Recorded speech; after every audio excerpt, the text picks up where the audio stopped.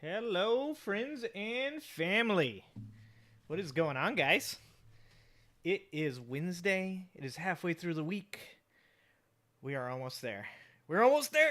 Tomorrow is the first day of football. I don't know if you guys can tell. I'm a pretty big Eagles fan, so I think this might be my first real year of streaming with you guys, where you guys can see the ups and downs of the NFL season, where I will probably cry a little bit on the weeks that the Eagles lose. There'll probably be some tears, mild amounts of depression. And if they do well like they did last year, there's going to be a appropriate amount of happiness as well. What's up, guys? Kama Sutra Scholar, good to see you. Peachtree, there you are, Peachtree. Bucket, what's up, Bucket? Love seeing you guys.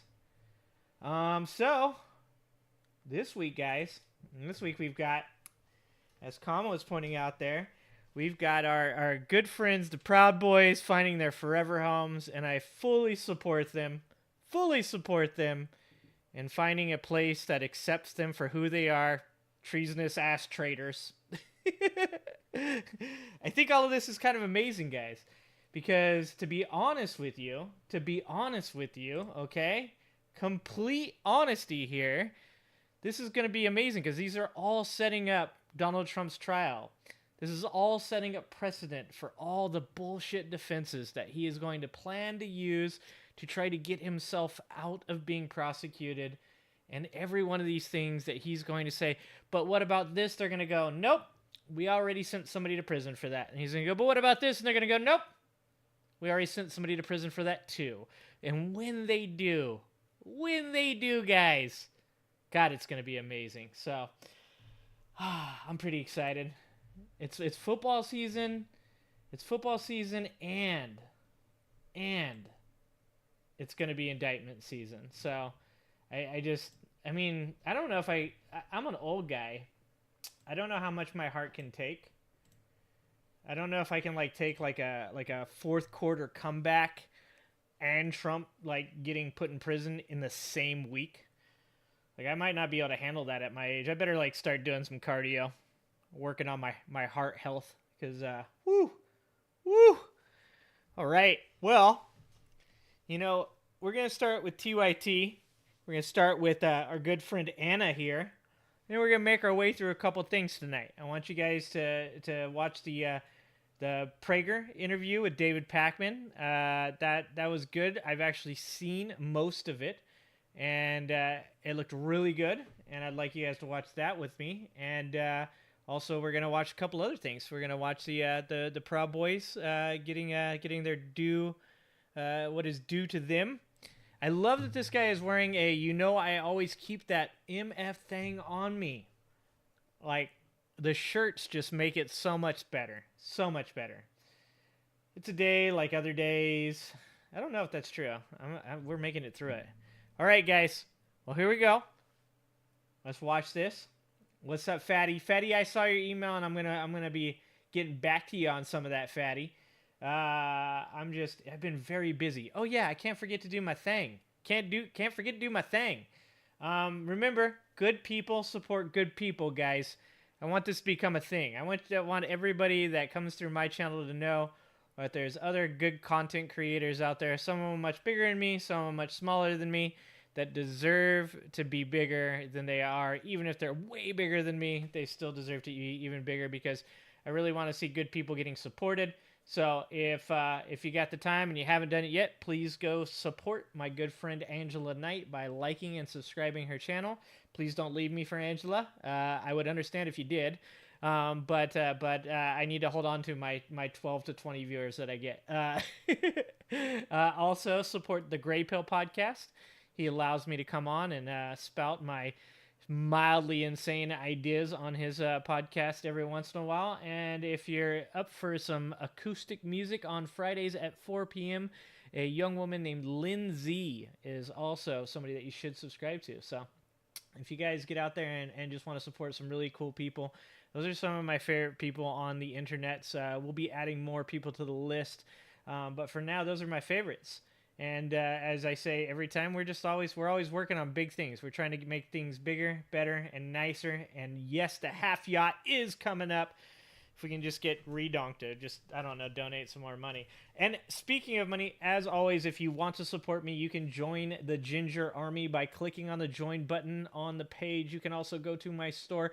Multiple people have bought the mugshot t-shirt, and that makes me so proud. So proud to have made such a beautiful thing.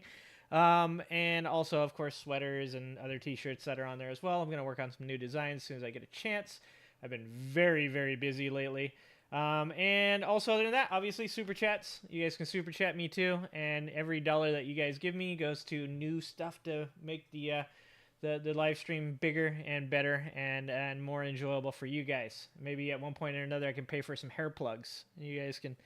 We'll actually have a full head of hair. I'll go full Donald Trump and have it pulled forward over my face. Oh, you know, one other good person. And you guys might have seen her a couple times. I believe her name is Naughty Nana Nuz. I'm going to put her name in chat at one point. She is awesome. She is amazing. She has about 5K subscribers, and she's been popping on and putting comments on my stuff. So if you see her, she is absolutely amazing. And I think you guys should go over and check out her videos as well. Maybe we might even react to one of her videos, because I think she's awesome. She's amazing, and she talks like I do. A little more intelligently, but with an occasional, every once in a while, an F word, and I like that in my people. I enjoy that. I bet she used to be a ginger. All right, guys. Well, let's get to it, because we got stuff to do. I got some homework to work on for some people that I'm trying to help out, and we want to get to that tonight if I have time. So let's start with Anna, one of my favorites. I've heard people speaking badly about the TYT, okay? I know that they make some mistakes. I know that they have some takes that maybe they jumped out there a little too soon, but I feel like they come out and they say that they mess stuff up every once in a while, and I like that in my people. And also, I like Anna, so that's the way it works. So we're watching her. Here we go. Former head of the Proud Boys, Enrique Tarrio, was just sentenced to 22 years in prison for seditious conspiracy. Okay. Now, first of all, 22 years. Boy, that's a long time, my friend. 22 years is a long time for playing treasonous traitor rioter, okay? That's a game that I think you should have opted out of, buddy. But can you guys explain to me what is going on here? Volume down. Sorry, Anna's loud. I gotcha. How about we'll go right here. You guys tell me when I turn it back on, all right? What is going on with this Lego vest? Is that a real vest? And why is there an avocado on it? I don't understand. Okay. Bucket, tell me if it's too loud, Bucket. And leading a failed plot to prevent the transfer of power during the 2020 presidential election. Now, the sentence from District Judge Timothy Kelly, who is a Donald Trump appointee, is now the longest sentence given to anyone involved in the January 6th Capitol riot. I like that, like, across the board, whether or not judges were appointed by Donald Trump or Obama or Bush, like, every one of them are like, nah, you're going to prison. And the reason that I like that is because, you know, when Kavanaugh, what was it? I like beer Kavanaugh, Party Boy Kavanaugh, and crazy ABC, Amy Barrett Cohen, or whatever were running. I thought, you know, or not running when they were appointed. I thought, man, the one hope I have is that these people are at least true to their jobs, because I think that they're mildly insane people for sure. And Brett Kavanaugh may or may not have done some things to that poor woman that he should probably be in prison for, allegedly. YouTube, don't ban me. But please just tell me these people that are being put in positions for lifetime positions can at least do their job correctly. And it does seem like I do have to give some of these people credit. I don't know if I'm going to give Cohen or Kavanaugh credit yet. But it does seem like some of these Trump-appointed judges are still doing their job, and that really makes my heart just sing with happiness that these people are putting these traitors in prison. So I'm really, really appreciative of that. Keep in mind that Tarrio wasn't even there, although he played a big role in organizing the riots that took place that day. Now, Here is what the District Judge Timothy Kelly said in his decision. The jury didn't convict anyone for engaging in politics. They convicted Mr. Tarrio and others of engaging in seditious conspiracy. I don't have any indication that he is remorseful for the actual things he is convicted of, which is seditious conspiracy and conspiracy to obstruct the counting of electoral votes. And there's actually there's a video, I think it's 2 years ago, an interview of him saying I will never regret the words that I've said. So, hey, at least he's consistent. The judge continues that Mr. Tarrio was the ultimate leader of that conspiracy. I don't really think this is super debatable. Now, during that months-long trial, prosecutors showed evidence that Tarrio helped to create a command structure with the Proud Boys in the lead up to the January 6th Capitol riots, and even dictated how members of the organization. And this is very important. This is very important because, like I said, they're setting precedents here because intention matters. So with all of these guys, the main thing that they're finding themselves in trouble for is that they planned these things and intended to do these things. So when Donald Trump finally goes to trial, it's not about did Donald Trump, commit treason by participating in the insurrection. It's whether or not he intended for these things to happen and actively made them happen. So this is very important that these things, like they're saying he was already arrested before the insurrection. However, there's enough evidence to show that he intended to be there. He intended for the electoral election to be halted or at least to be pushed off. That what was it? They wanted Mike Pence to send back the 6 states' votes. That they wanted Mike Pence to maybe even open the electorate votes from the false electors instead of opening the other 6 real elector votes. These are all very important to the case that's going to come up. Was it January 4th? Is it January 4th when Trump is going on trial in Washington? It's right before Super Tuesday. But this is all very, very important stuff. Peachtree, you unsubscribed from the TYT 2 months ago. I have to say, I was down on him a little bit about a couple things that happened. And then I watched Cenk go on that debate with Destiny. And I didn't agree with everything Cenk said, but I had to admit that he seemed very passionate. He seemed very invested. And he seemed knowledgeable about what he was talking about, even if I didn't agree with what he was saying. So I like that kind of stuff. I don't expect everybody to 100% agree with me. As you guys saw just recently, I pushed out that video with Oliver Anthony. As I said in the comments, I don't expect everybody to agree with me on Oliver Anthony. I don't expect everybody to agree with anything that I say. And I would like to get us all back to a point in our society where we can say, I don't agree with something you say, but I can also still appreciate your point of view. So that's where I want to get to. And the only way I think we can get to it is by putting crazy-ass people that have these insane opinions or do these insane things. Not opinions. You can't be put in prison for your prison. But doing these insane things that are outside of the normal, that are against the law, that are treasonous, that are treacherous. These people need to go away so the rest of us can disagree and still be able to get along, because there is a certain portion of our society right now that is willing to go to a place that is criminal, and we want to get away from that. That is not what we should be doing. We should be progressing. We should be having a great time in this amazing country with amazing people, and we shouldn't be having to worry about people trying to overthrow the government because their guy didn't win. Would work when attending high-profile rallies. Tarrio, again, was not present in Washington, D.C. on January 6th. He was actually banned from being there because of his previous activities, but ultimately expressed his support for the rioters online and was, in fact, in touch with his co-defendants, Joseph Biggs and Ethan Nordian, who were there on the ground.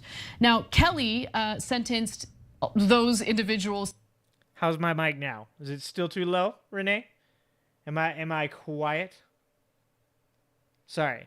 Kelly sends Ethan Nordine and Joseph Biggs, two of the far-right organization's top lieutenants, to 18 and 17-year prison sentences.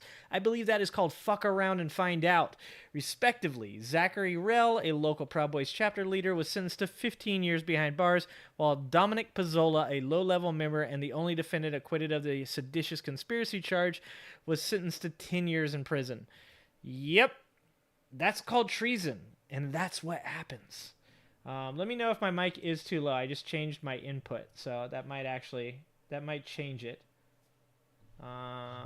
Here, let me just make sure. Sorry, but let's just make sure. Let's go over here. Audio input.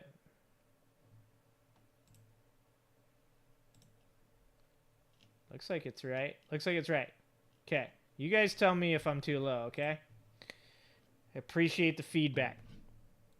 You guys know I can't do this without you guys, right? Like, I am the worst. 1 year in, I'm still doing this. To lengthy sentences as well. Ethan Nordian and Joseph Biggs, two of the far-right organization's top lieutenants, to 18 and 17-year prison sentences, respectively. Zachary Rell, a local Proud Boys chapter leader, was also sentenced to 15 years behind bars, while Dominic Pizzola, a low-level member and the only defendant acquitted of the seditious conspiracy charge, was sentenced to 10 years in prison. So some pretty hefty sentences for their role in what happened on January 6th. Something to keep in mind as the Trump indictments move forward in regard to his role in election interference. Yeah, so there's another conviction on seditious conspiracy. Earlier in the show, we're talking about the 14th. I like sometimes the pettiness just cracks me up. The pettiness just cracks. Not so proud. Straight dime, no good time. Damn right, fatty. I just like how petty some of this shit has gotten. They just dropped a not so proud. I blame Fox News for all the funny headlines, right? Didn't Fox News kind of did that? I kind of agree with Renee about my mic. Is my mic still low? Am I still low, guys? What is going on here?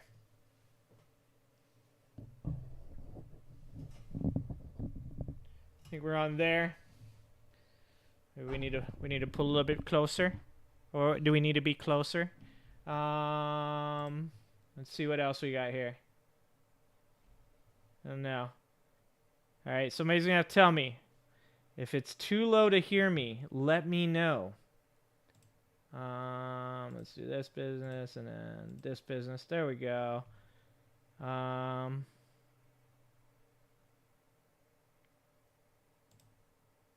Go like that, like that.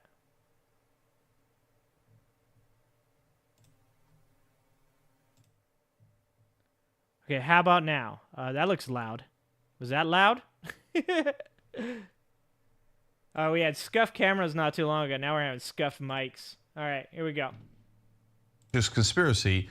Earlier in the show, we're talking about the 14th Amendment possibility that Donald Trump could be disqualified from office for leading an insurrection against the U.S. government. If you do that, you cannot run for office again. Well, he just got convicted of seditious conspiracy. So who organized it overall? Was it Enrique Tarrio, and he did it without Donald Trump? No, I think Donald Trump, at a minimum, aided and abetted that, and that's what the 14th Amendment says, and was actually the leader of that movement. Right. So the 14th Amendment case is pretty solid against Trump.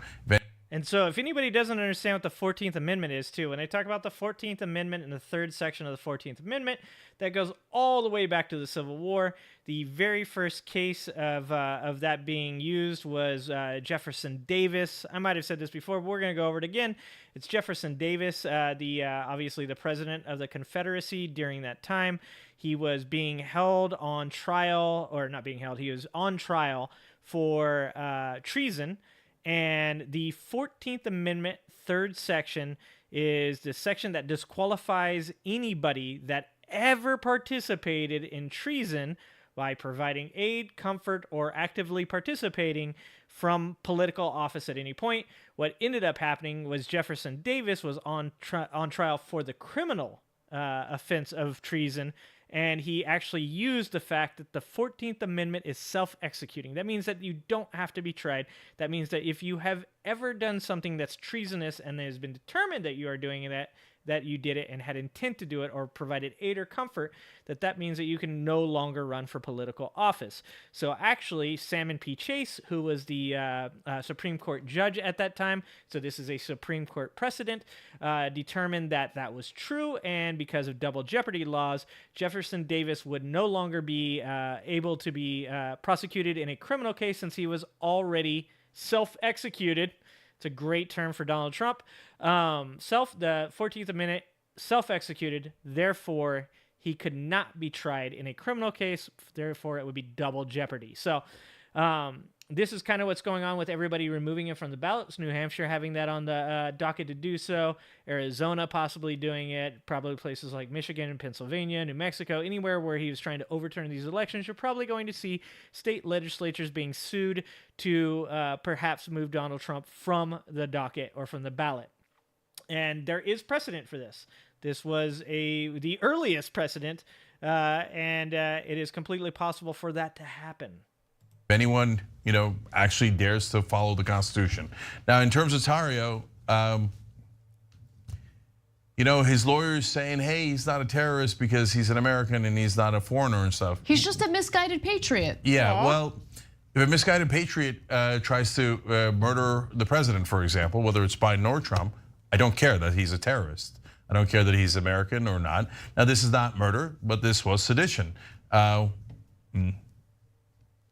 mean, it could have. Sedition against America, that's as significant a crime as you can get. I don't care that you were misguided. You should not have organized people to do violence and to try to intimidate American politicians and subvert democracy. Because you're an idiot and didn't know what you were doing, according to your lawyer, Trump defense right there. I don't think it helps your case at all. In response to the sentence, Tarrio said the following: I've always tried to hold myself to a higher standard and I failed. I held myself morally above others, and this trial has shown me how wrong I was. I spent the last year and a half trying to figure out how I ended up at this podium. On November 3rd, 2020, something that I never expected happened. My candidate lost. I felt like something was personally stolen from me. Every media channel that I Okay, this is my problem with this kind of thing. Like, he's literally saying, I've always tried to hold myself to a higher standard and I failed. I held myself morally above others and this trial has shown me how wrong I was. He's like literally saying all these things that like sound good, but then he says something along the lines of, I felt like something was personally stolen from me. It's like, what the, like, is that not that, what do they call it? Called dog whistly, right? Isn't that like saying something without saying it? Is that not sounding like he's trying to say, he's using the word stole from me on purpose? I mean, that's what it seems like to me. So I don't know. Maybe I'm wrong about that. I could be wrong. Turn to told me I was justified. Well, that's an interesting comment, that last sentence. I think that that's an incredibly interesting comment. And I think that, listen, just because conservative media is feeding you a narrative, and by the way, conservative media, left-wing media, it doesn't matter. I think everyone has an understanding of the difference between right and wrong, right? And I would just ask anyone who thought that their actions were justified that day to consider whether their loyalty to Donald Trump should overwhelm loyalty to our country and to our democratic process. You get what I'm saying? I do, and of course that's true, and that's why he's going to prison for 22 years. At the same time, he's not wrong. That last sentence, right? Every right-wing media outlet was telling you that basically the election was stolen from Trump. So if you're a right-winger and those are the outlets that you trusted, you really thought the election was stolen from Donald Trump. And how mad would you be if Trump had stolen the election from Biden with his stupid fake elector plot, right? Yeah, and this is probably, in my opinion, where freedom of speech in the media is such a strange thing. And obviously I am 100% for freedom of speech, but it almost seems like there should be some type of, I don't know, punishment for news media when they inappropriately cover things, whether it's left or right, and and intent can be shown that they, kind of like what happened with the Dominion voting things. I mean, that's great. That was a monetary punishment for them, but it seems as though these media companies, whether they're right or left, should have some types of boundaries where they can't just say whatever the hell they want and then just kind of like be like, it's not my fault. It just seems like this, because I feel like everybody has talked about this before. I think this is one of the few things that as Americans we can almost all come together on, and that's that the media seems to constantly be attempting to manipulate us. I don't think in a divisive manner, to be honest with you. I think in a way to make themselves the most money, which ends up being a divisive manner. So I think that maybe, just maybe, we might want to take a look at that. I would have been livid beyond imagination. And so that's how these folks were. But we never, ever punish the powerful. We always punish the people underneath them. So Tario has no power at all. He doesn't buy any ads. He doesn't have any money to spend in corporate media, etc. So it's easy to bury him for 22 years. I'm not saying that the decision is wrong. I think it's perfectly right. He shouldn't have done it, and these are the consequences. But they never apply the law to the powerful. So now they're doing it belatedly to Trump. Let's see if it holds. But there's not going to be any accountability for right-wing media. I mean, Fox News got the accountability of an $800 million settlement, and that's not bad, right? But legally, criminally, did not pre-watch. There's never any accountability for the right-wing media just producing a factory of lies. I mean, to be honest with you, had Trump not been indicted. And see, this is what I do like about TYT. Like I said, I know they're not perfect. I know they make some mistakes. But I do like that take. I like the idea. You don't hear, whether it's CNN or MSNBC or Fox, you don't hear these guys ever saying anything except for the guy from the other side should go to prison. Like, it should be Biden or it should be Trump. What you don't hear is people like clearly calling out that people at a certain class level are the people that seem to be getting away with this. When they talk about two-tiered system, it always is confusing to me, because I'm like, yeah, we've all been aware of a two-tiered system. It's the system for the rich and the system for the poor. That's the two-tiered system. For his role, had the co-conspirators not been indicted, this would have been very similar to the outcome of the 2008 economic collapse, right?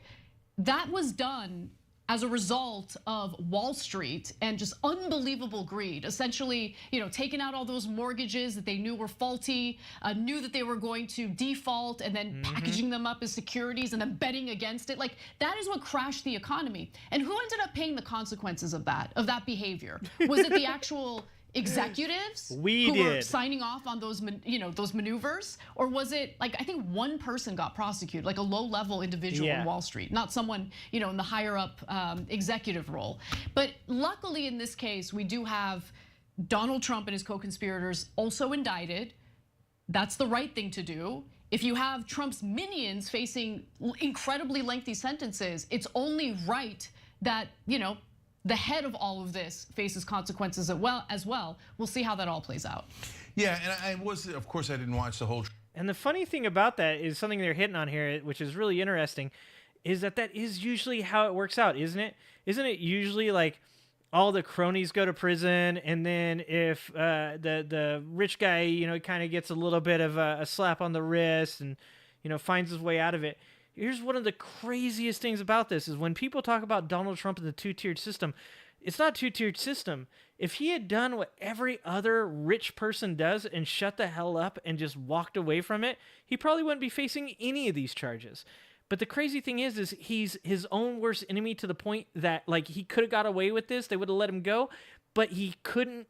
His own narcissism wouldn't let him let it go, wouldn't let his failure to win the election. It was just too much for him to deal with, and he couldn't stop himself. He just had to just keep talking. I mean, we're going to watch a video in a minute where he hasn't stopped talking, but this could have been just another chapter in the real two-tier justice system, and that is all the people on the bottom that did the dirty work go to jail while the rich person gets to walk away without any punishment. Unfortunately for Donald Trump, he is his own worst enemy, and now he will be going on trial as well. Trials. So I don't know how much they discussed the fake elector plot and whether Rhodes, for example, who's the head of the Oath Keepers, or Tario, who's the head of Proud Boys, knew about it. But to me, that's critical, because if you knew the whole point of the riot is to disrupt the proceedings so that Pence can say, hey, let's send it back to the states, and then they're going to unleash the fake electors and try to steal the election, that to me makes you 1,000 times more culpable. If, for example, I'm gonna say something controversial here. If the right wing had rioted and looted even, but they didn't do it at the Capitol and it wasn't connected to a fake elector plot, then I would say that's bad and they should get punishment for breaking and entering and all those other things. But that is a little bit of the, like, a voice unheard. And you know the old line about how riots are about, voices that are not heard. And so now no one ever dares to apply that to the right wing. But they felt like their voice was not being heard. Now, they were misled. They were 100% factually incorrect. But in their minds, they thought, my God, I'm going to save the country, right? And so if they were super frustrated and they did breaking and entering and they weren't trying to actually end our democracy, I would have a completely different view of it, okay? But you can't excuse. Yeah, like that's a great point. This is like where I was saying is like, this is what I don't like about our society, is that sometimes we're so judgmental in the way of saying like, no, they like couldn't possibly believe that. But people are fucking nuts, man. They are insane. And I'm not saying that that's a good thing. I've said this multiple times on this live stream before, is there's no way that I'm going to be accepting that it's okay for the crazy people to burn down the asylum. If they're doing things that they shouldn't be doing, then they need to be, put in jail for it. They need to seek help. Get these people therapists. But we also have to take into account that our media is in many ways manipulating these people. They're taking advantage. And I seriously don't believe it's for the divisiveness and maliciousness that people believe. I believe that it's because they want to make money off of these people. And then when these people go out and do dumb shit, like try to overturn the election, they just kind of get to sit back and like laugh at it. They get to kind of be like, oh, well, hey, wasn't us.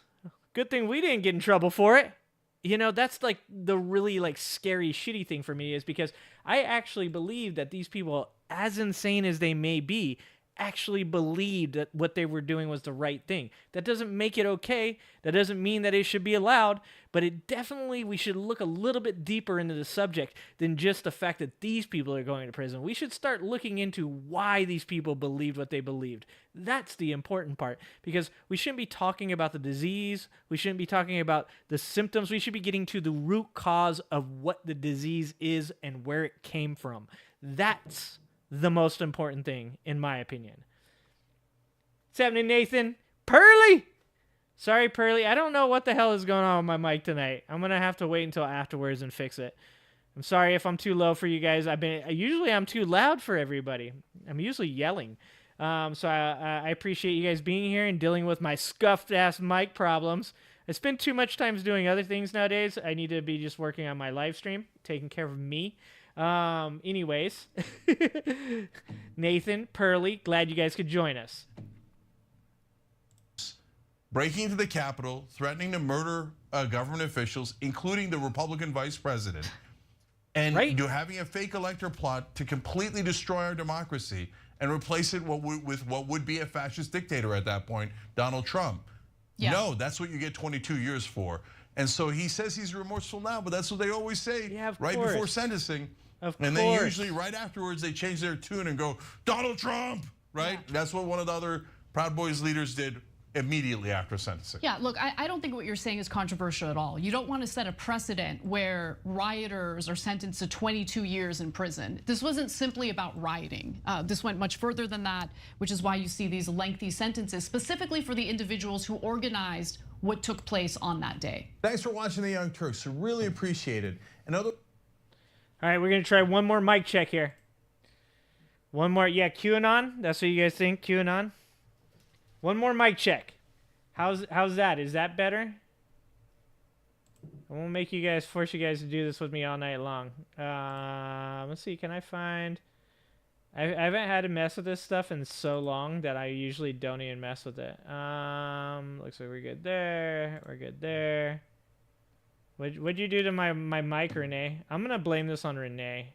Oh, here we go. Audio input captures. Despot. Yeah. Okay. We're taking it to 11.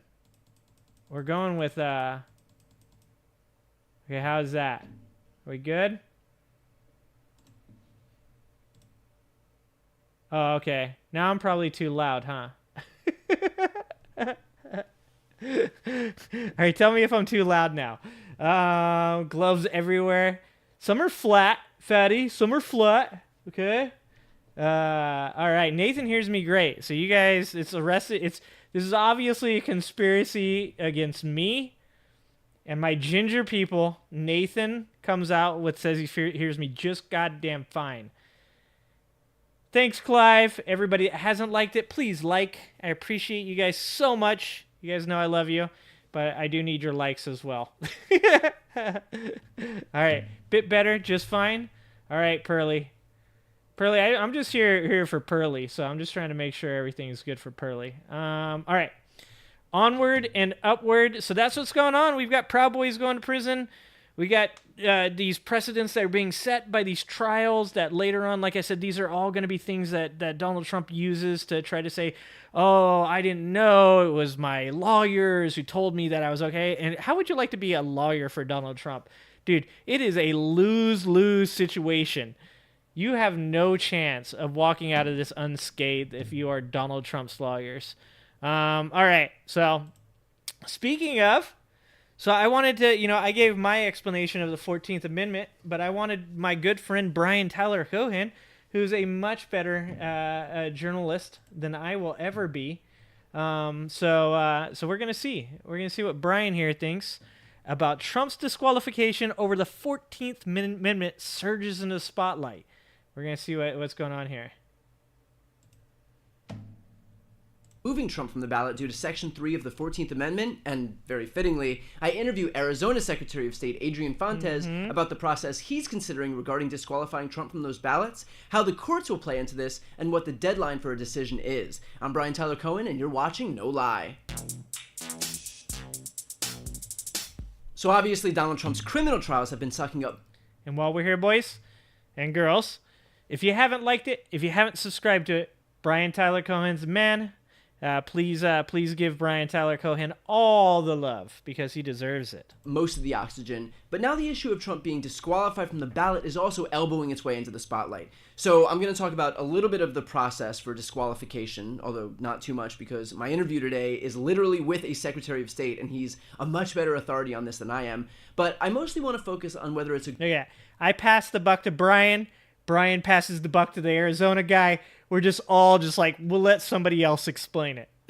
good idea to take this route. So Section 3 of the 14th Amendment prohibits anyone from holding public office if they have engaged in insurrection or rebellion or aided those who've engaged in insurrection or rebellion against the United States. Donald Trump summoned a mob to the ellipse on January 6th. He knew they were armed and conceded that they weren't there to hurt him. He turned them toward the U.S. Capitol. He stoked anger toward Mike Pence, who was at the Capitol for doing his job. He refused to deter the insurrectionists for... You know the thing I hate the most about this? The fact that Donald Trump and all these people have made me actually have to defend Mike Pence. You making me defend Handmaid's Tale. That is the true crime that Donald Trump should be prosecuted for, is the fact that I have had to go out on a limb. I mean, way out on that limb, on the very edge of that limb, to attempt to defend Mike Pence and his actions. God damn it, man. For hours while they ransacked the building. The insurrectionists themselves conceded, both in person and in court, that they were there on Trump's orders, and when Trump finally did deign to tell them to go home, they listened, thereby proving that they were acting at his direction. So the notion that Donald Trump did not violate Section 3 of the 14th Amendment is about as likely as Donald Trump weighing 215 pounds. So very quickly, because... Hey guys, how much does Donald Trump actually weigh? How much? I had this talk with people at my work. I'm going 270 because I have a friend who's 6'3", 215. I'm sorry, 6'3", he was 209. And he wasn't as big as... And Donald Trump has that weird body. Like, he's a little bit, like, he's top-heavy. And he, like, kind of does that Louis Anderson. Do you guys remember Louis Anderson? He's got that, like, leaned-over look that Louis Anderson had. 325. Nathan goes 325. Bucket's going 245. This is like the Price is Right, guys. Whoever gets it right without going over. And I don't want to see any $1 bets, okay? All right, no $1. But 290, Clive goes 290. Okay. What about his height? You guys think he's actually 6'3"? My boss says that he's probably got lifts in his shoes.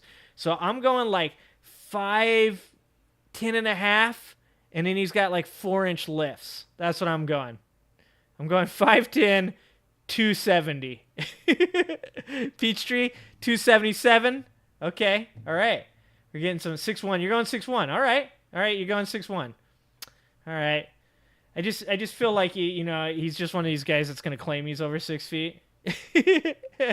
Again, I think Adrian Fontes will be able to speak to this much better than I can. The issue will now come before every respective state's Secretary of State, who can make the determination either to keep Trump on the ballot or to remove him by the time their primary ballots are due. Either way, whether they put him on it or leave him off, it'll draw lawsuits, and those lawsuits will be litigated to the final authority here, which is the United States Supreme Court. Okay. How that court will rule, I have no idea. And so that's really important because New Hampshire, being the first state to do it, they're probably going to, their case is probably going to be a little bit faster than everybody else's. It's going to get to the Supreme Court first, and then how the Supreme Court decides to rule on that is going to really determine how many other states start to do that. This would be a very, very strange election if Donald Trump is taken off of multiple ballots. Like, I mean, can you imagine if shit is so bad that he got pulled off of multiple ballots and somehow still beat this Republican primary crowd? Like, it just gets worse and worse for the primary, right? Like, for the candidates that aren't Donald Trump, you've got to feel incredibly bad about yourself. That not only are you getting beaten by a dude who most likely, and I'm saying like 97%, in my opinion, 100%, but 97% most likely is going to be prosecuted for treason against the country, and you're still losing to him. What is wrong with your party? I mean, I know how Clarence Thomas will rule, but the rest of those judges whose wives didn't perpetuate the very crime at the heart of this case remains to be seen.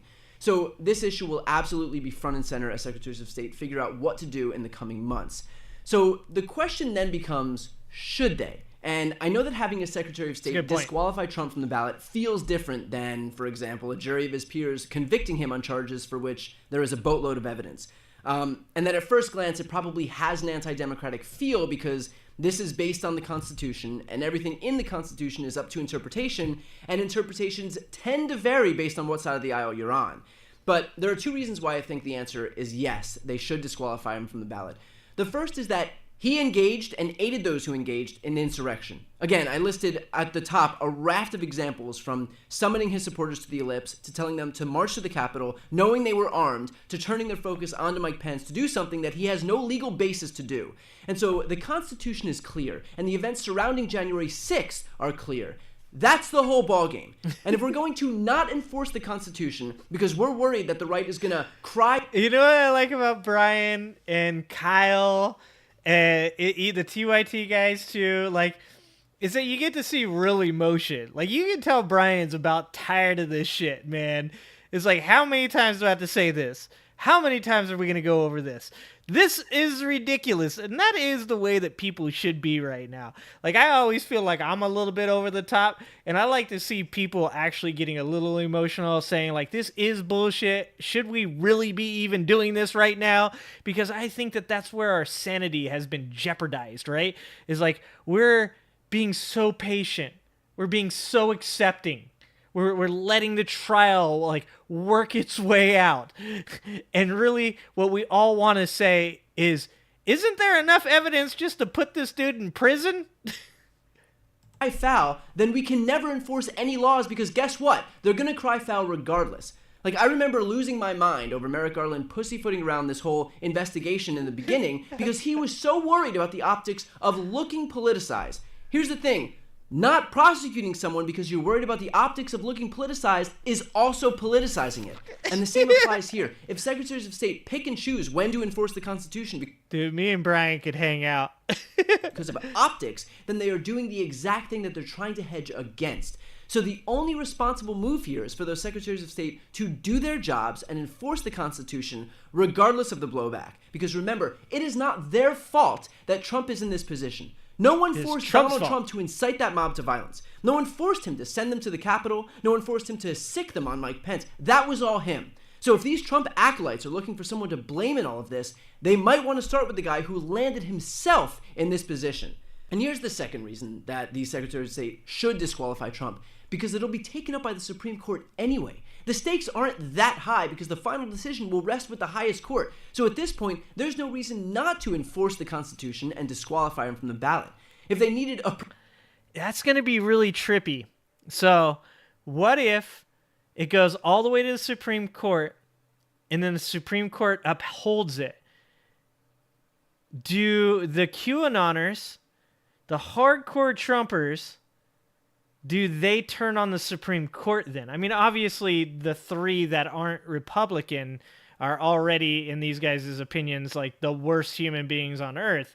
But do they turn on Clarence Thomas himself, the godfather of the Supreme Court? Do they then turn on him as well?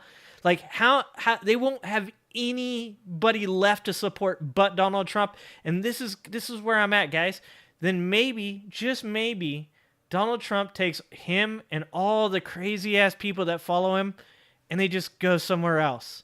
They just go to Russia. Just go somewhere else.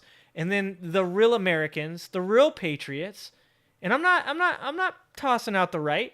Look, there's still conservatives out there that, I disagree with, but I still think are patriots. I still think are good people. You don't have to leave. But if you're one of these crazy Trump supporters that can look at 4 indictments, I know none of them have actually read all the indictments. I know none of them have actually listened to the phone calls where he incriminates himself talking about how he can't declassify information or how he asked for 11,780 votes. Like, I know that they haven't actually looked at any of that information. But that doesn't excuse you.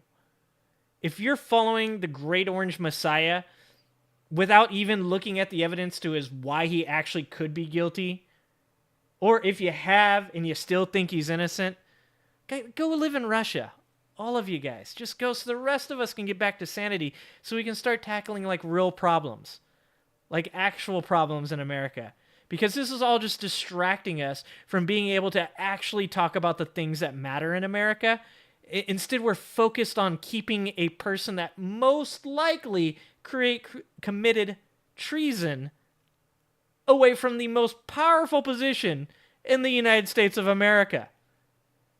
Like, we got other shit to do. James, what's happening, James? Good evening, sir.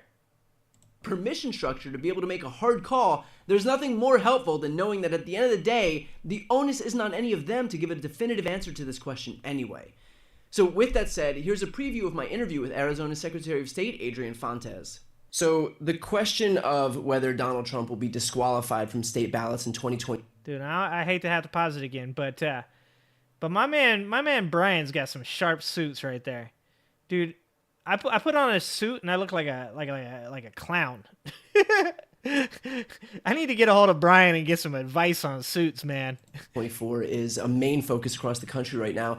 Can you walk us through the process of what you're considering here? Well, what we're considering is a number of factors, some of which came to us last year. So, for example, in Arizona, we have a Supreme Court decision that indicates that that Section 3 of the 14th Amendment cannot be enforced because there's no federal enforcement mechanism. Now, I'm on record saying that that's pretty absurd because that means you can't enforce the natural-born citizen clause, and you also can't enforce the 35-year-old clause. New Mexico, on the other hand, has indicated otherwise, and I think they actually removed someone from office who participated in the insurrection. Oh. So we have a conflict of laws right there among those two states. There are conservative... That's interesting. Does anybody know anything about that?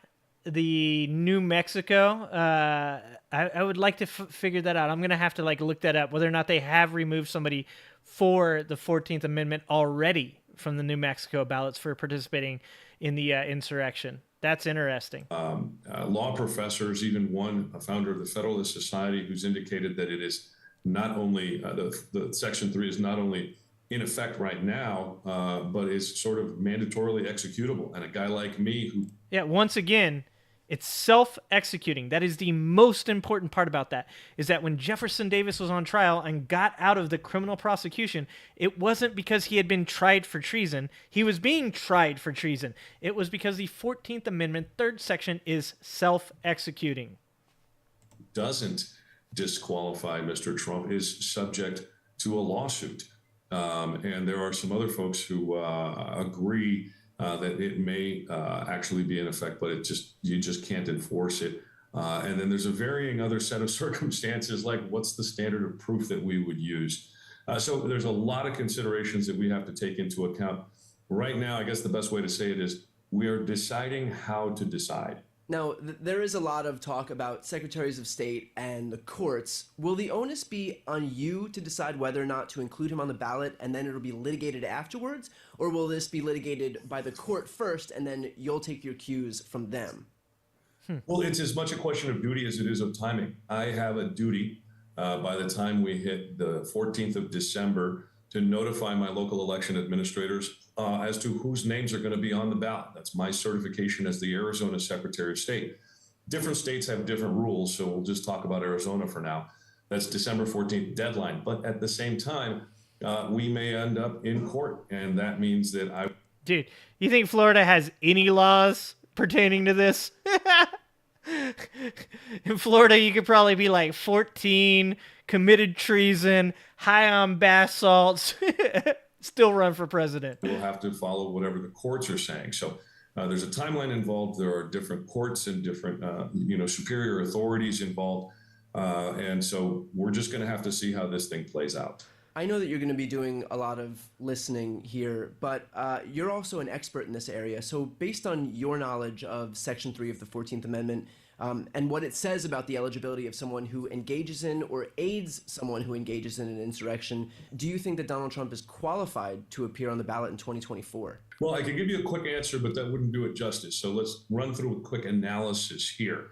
Now, what we have is a federal grand jury in one of the January 6th cases and a state grand jury in Georgia. Both of them have determined by a legal standard called probable cause that there's enough evidence to go ahead and try Mr. Trump and others for criminal liability for having participated in the insurrection on January the 6th. So there is some competent authority under judicial supervision that has already made the determination that is probable cause. That's a legal standard that's more likely than not. Now, that's higher than preponderance of the evidence, but it's also lower than two other standards, clear and convincing evidence, and then the highest one in order to meet criminal culpability beyond a reasonable doubt. So you've got four pretty well-known, and it's not all of the legal standards, but we'll stick to those four for now. We really don't know which legal standard is supposed to apply to this particular test. And that's really the question where we're at right now. If it is merely by a preponderance of the evidence, which is a lower burden than has already been met by a state and the federal grand jury, then the answer becomes much more easy. If it's clear and convincing evidence, then it's a higher burden than either of those grand juries met. So we're in a space right now where we've got to figure out what test to apply to the facts that we know. That's the question that we're at right now. So the answer to your question, whether or not he's eligible, really lies on which test we use to determine that question. To watch the full interview with Adrian Fonte. Wow, that's super interesting. And here's one thing that it continues to be kind of left out that people don't understand about these cases is you literally go through three juries when it comes to these indictments. You have the initial grand jury, you have the grand jury that decides whether or not charges are going to be placed, and then you have a trial jury. So Donald Trump in each one of these indictments has already had two juries decide that he should be indicted, okay? One of them is going to be in Florida, one of them is going to be in Georgia, one of them in Washington, and of course the other one in New York, which, I'm not so big on the New York one. I think that that's That's a trial that has a lot more to do with things that I'm not that interested in. I knew he was a terrible person in that manner a long time ago. That doesn't change anything. If it is against the law, then he should be prosecuted just like any of us would be, which any of us would have been already. But when people are like, this is just absolutely ridiculous because it's a witch hunt, you got to remember that these grand juries are made up of citizens. It's made up of people. And already 2 juries in each one of these indictments have thought that there has been enough evidence to prosecute Donald Trump on these charges. Like, that's fucking insane. Like, if I had 4 indictments where 2 juries in each one decided that it was a good idea to prosecute me, I'd be like, I'm screwed. All of these people think I did it. I just don't understand it. I just really don't. Oh, Pearly, no. Pearly, did you lose your pizza, dude? I am so sorry, Pearly. Well, your dog's going to probably be pretty happy. I'd also like to point out, so I was just saying how I like that Brian's got some emotion, right?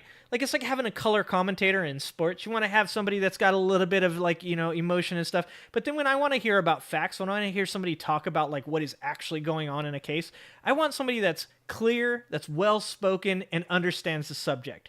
In this case, when you're listening to this attorney general from Arizona speak, he's clear, he understands, and he's well-spoken. There's not a lot of craziness. There's not a lot of entertainment value. It's not WWE. But then when you watch something like that Mark Levin guy on Fox News, he does nothing but make bombastic statements. He spits hyperbole. He's constantly talking about things in a way that is dramatic and is in some way just pumping your intuition. He just wants you to feel that he is right and Donald Trump didn't do anything despite all the facts that are right in front of your face.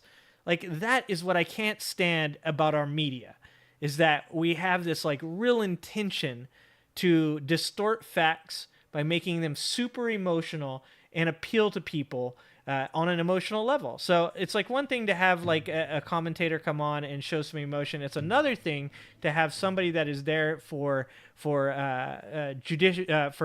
law explanations, judicial explanations, that then distorts the facts by appealing to emotion. I really do not like that. Yeah, Ben Mycelis, he is the GOAT. I do like Ben. Ben's a good dude. All right, so in celebration, guys, in celebration of the leader of the Proud Boys going to jail for 22 years for treason against the United States of America, we are now going to watch what we all know to be my favorite thing to do, and that is Trump supporters saying crazy shit. There's just like endless amounts of videos. I think I could do this for the rest of my life. I could probably make a career out of this if you guys start donating to me. I think I could just find videos of crazy Trump supporters. Like, dude, find me videos of any other politician. I'll even throw a couple crazy ones out there. Marjorie Taylor Greene, Lauren Boebert. Find me video after video after video after video of people making crazy statements of Marjorie Taylor Greene and Lauren Boebert even. Or George Santos. Like, even they can't rise to the level of cultiness that Donald Trump embodies. That says something about the people that follow him. Like, it really does. This is why people don't understand. Like, I understand the people that voted for Trump because they thought he was going to be different. I understand why you did that. I even, like I said, I keep saying this over and over again, but I really think that last campaign ad that he put out right before the 2016 election was brilliant. It was an amazing ad. So I understand why you voted for him the first time. But the second time, if you're still backing him up now, after all this crazy shit, and you say all the crazy shit that these people say, I don't know what the fuck to tell you. If Trump were to run again and win, obviously you'd be happy. Would you accept that result? Of course. If he were to run again and lose, would you accept that result? Yeah, I mean, we had to accept everything that happened, but not you didn't. But you didn't. Accept it, but for sure, I'm telling you,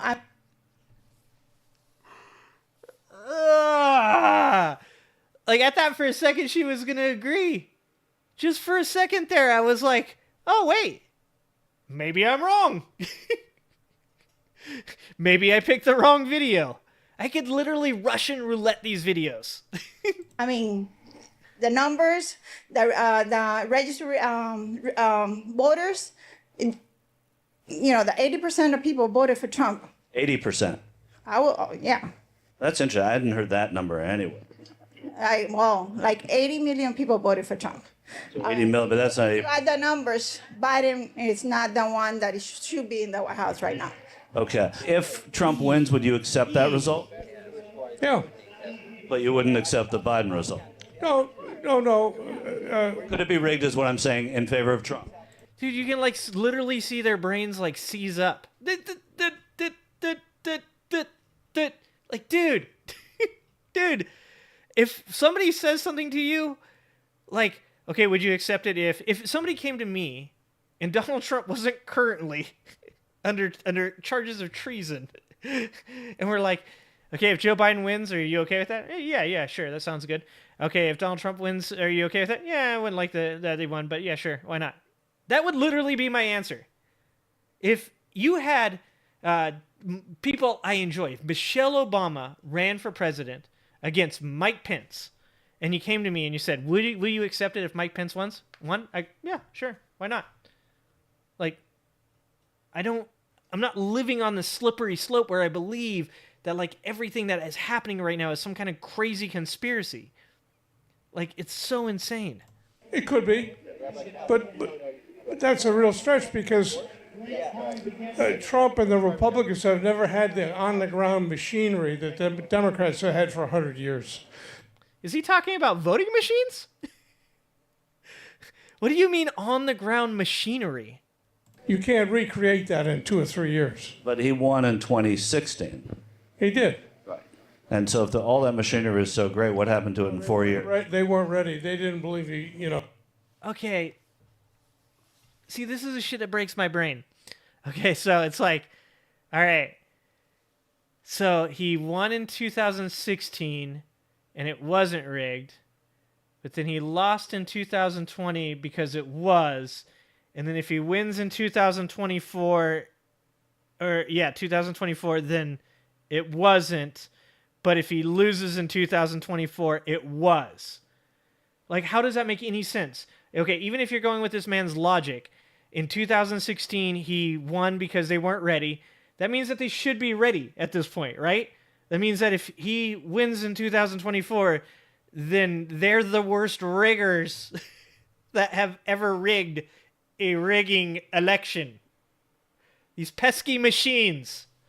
Right, Bucket? Right? Oh, man. They just weren't ready. And do you think it was a stolen election in 20? No doubt in my mind. I watched it myself with my own eyes at 3 o'clock in the morning. Oh, this is the votes came in while you were asleep. Like people, like these people are obviously not sports fans. They have never seen a comeback ever in their life. Didn't Donald Trump actually, wasn't that what happened against him with Hillary Clinton too? Did not the same thing happen with Hillary Clinton where he even said he's like, I knew I was going to win, but everybody else thought I wasn't. There was no way I was going to win, but then I did.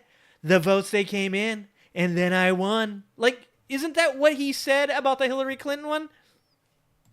On TV. What did you see? I saw all the ladies in Georgia pull all those ballots out, and I watched her run the same ones over and over. And I watched it with my own eyes. I don't need anyone to tell me it was stolen. I watched it. The government, the state government in Georgia, said that was totally innocent, and that was. They did.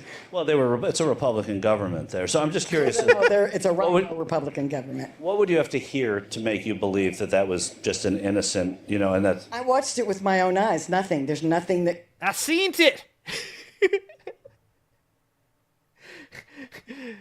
What is this world we live in? I saw it with my own eyes. Dude, the Eagles, I could have complained so much about that Super Bowl last year.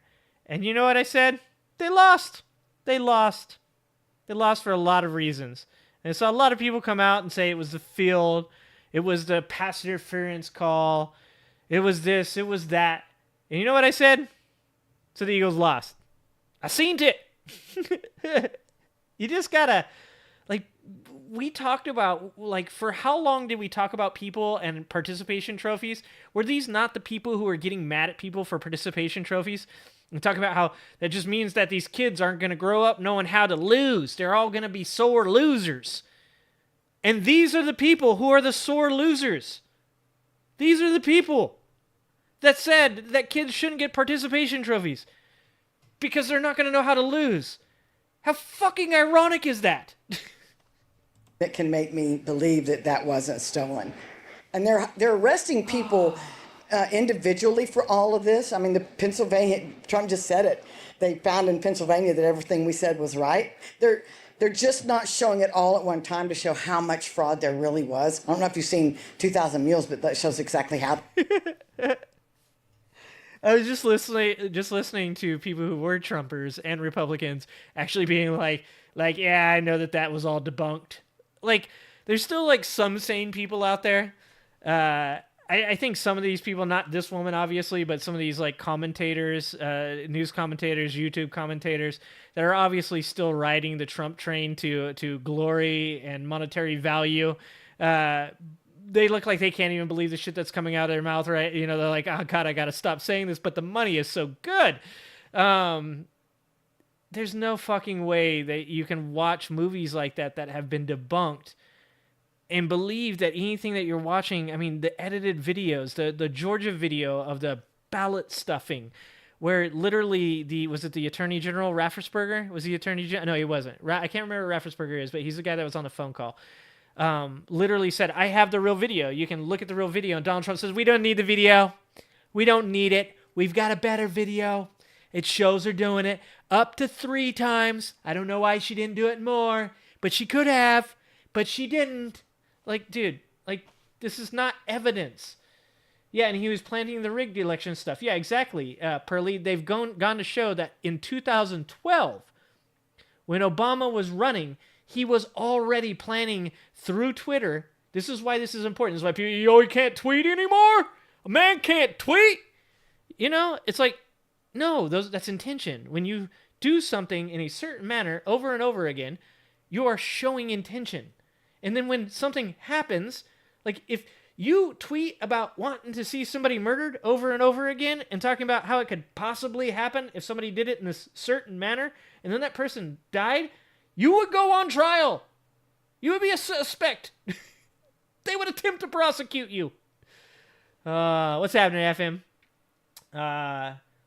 Yeah, exactly. The fraud in Pennsylvania that they're looking into, this lady will not like the outcome. 61 of 62 of the lawsuits that were brought for Donald Trump against the election for fraud were thrown out. Multiple by Donald Trump's own appointed judges.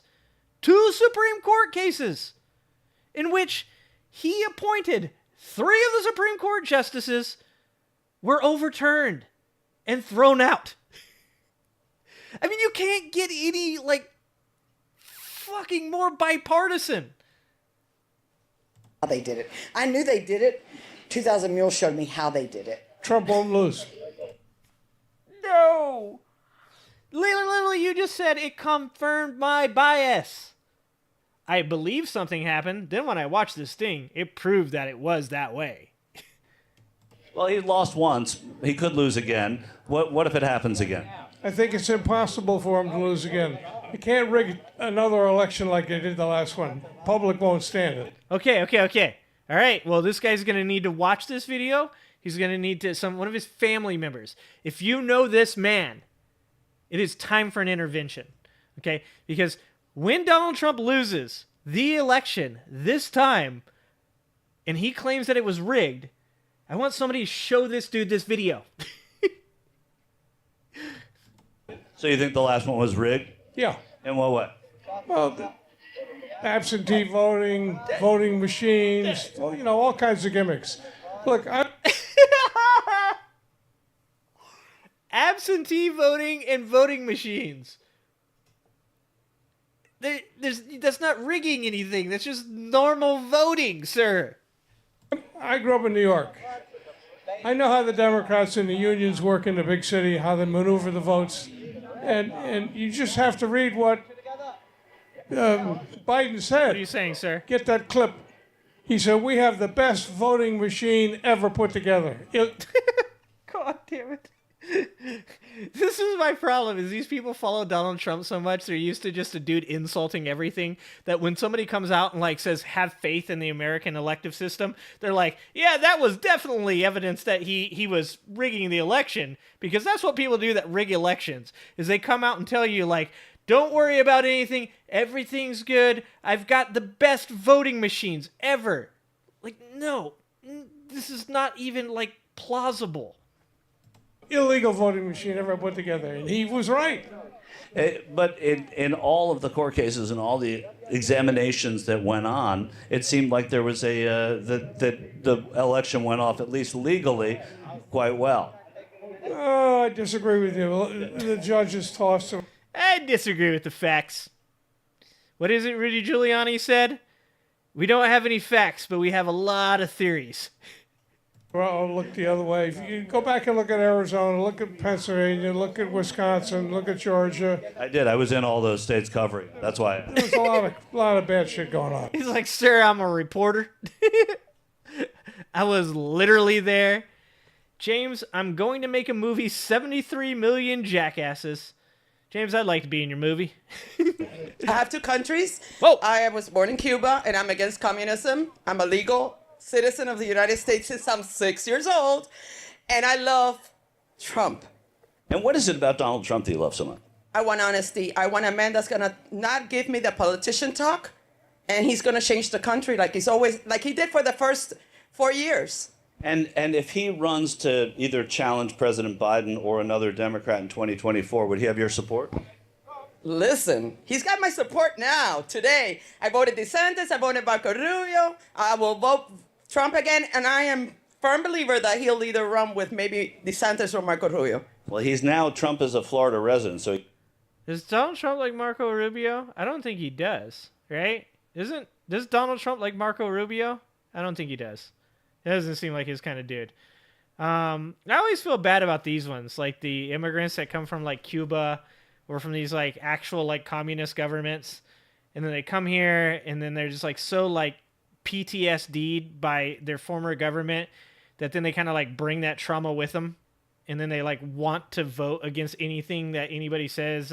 It's just like conditioning, right? Like I feel hella bad for people like this, actually. He can't run with DeSantis. Okay, so maybe Marco Rubio? Well, he can't. They're both from Florida, yeah. So who else would you like to see? What about Mike Pence? No. How come? I think he betrayed him. I really do. I was very involved in the campaign. Yeah. In what way do you think he betrayed him? I heard a lot of... Bucket. She sounds like she's paid, and then the lady goes, I was involved in the campaign.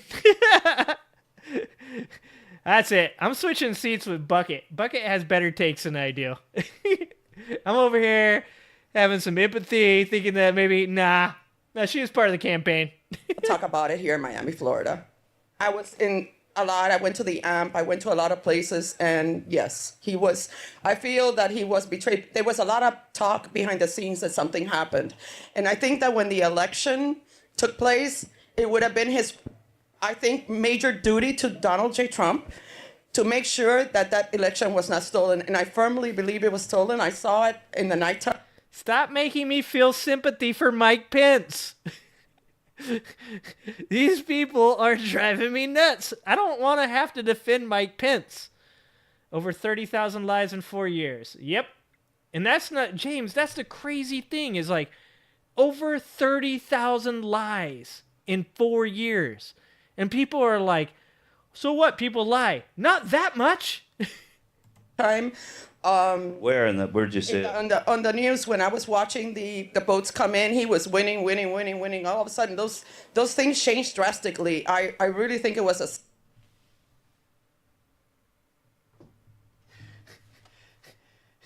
It's like they don't know how this works. I don't know whether these people are stupid, uneducated, or just so full of shit that they just can't see past it. You don't know how somebody goes from having more votes than the other person to having less when there's votes still to be counted? What fucking reality do you live in? Setup, I really do. I don't think he lost. I am one of the people that believe he did win. There was a lot of... Oh, look at this, bro. Look at this, bro. The liberty, guns, beer. Oh, it's LGBT. I get it. I get it. He is the most broiest of bros. He's got the shades on. He's got his MAGA hat. He's got his I'm mocking the LGBT shirt on. Oh, man, this gentleman. He's a real winner, folks. Things going on that were kind of fishy to me on the last election. Could you be specific a little bit about that? What affected your opinion on that? Well, I saw a lot of things on social media. People harvesting ballots, voting. Renee, it's not very nice, Renee. Oh my God! Anytime I hear people bring up social media, like I get so tired of people using Twitter as a news source. Like it drives me up a wall. Multiple times, a list of rosters of people that were deceased still on the roster voting. A lot of stuff came out. If she's talking about Georgia, okay, first of all, Donald Trump on that phone call said there's 5,000, okay? Raffensperger told him, we did a study, we checked it out, an investigation. We found 2. They actually changed that number to double the 2 to 4 when they made sure that they were correct, okay? And then Donald Trump went on to say 10,000 dead people to legislature. So not only did he get told he was wrong, he actually also did his own investigation. He paid his own third party to investigate, and they found 23, okay? So he actually did his own investigation, which also proved him wrong.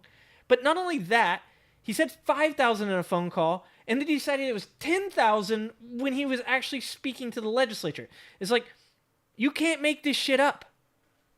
He can. You can't. On that was not on the media, but was circling a lot of the 2,000 Mules that show. I 100% believe what was said on it. My president, the one who won. But he won and then he lost. So if he runs, He lost. he didn't lose. No, not at all. So tell me about that. I thought Joe Biden's president. Well, he's in the White House, but he's not the real president. He's not the one doing. Okay, somebody get their nana. Somebody needs to come get their nana. Somebody needs to come grab her and be like, come on, let's go. Stop talking to these people. I mean, to me, my president is still Trump. Biden, no. But he's the one who commands the military and makes the decisions and the foreign policy. So There's a lot of people behind him that is doing the decisions for him. That man is a sleepy one. He's not commanding at all. where did you hear that? Like, how do you know that? Oh my God. Yeah, like common sense and common sense. I don't know. I don't believe it. This is the furthest from common sense that you could possibly be. Oh man. Anything that's going on. There's a lot of things that are not saying behind cameras. They're not being told. They're not being truthful to the American people. If Trump won in 2020, would you have accepted it? Yes. But Biden won and you don't accept. It's not that I don't accept it. I don't believe that he won. But you would believe it if Trump won. Yeah. And what about in 2020? Look, you know, let's say. I think this is maybe an English as a second language problem. Because this is the same thing if you believe it or accept it. I mean, I guess she could be saying that. Is she doing the hashtag not my president? Weren't people getting mad when people on the left were doing that for Trump? It's so crazy how this stuff kind of like comes back around. You know, like the thing that I'm worried the most about in 2024 is that this shit is not going to go away no matter who wins. If Trump becomes the president, we're going to hear about it. If Biden becomes the president, we're going to hear about it.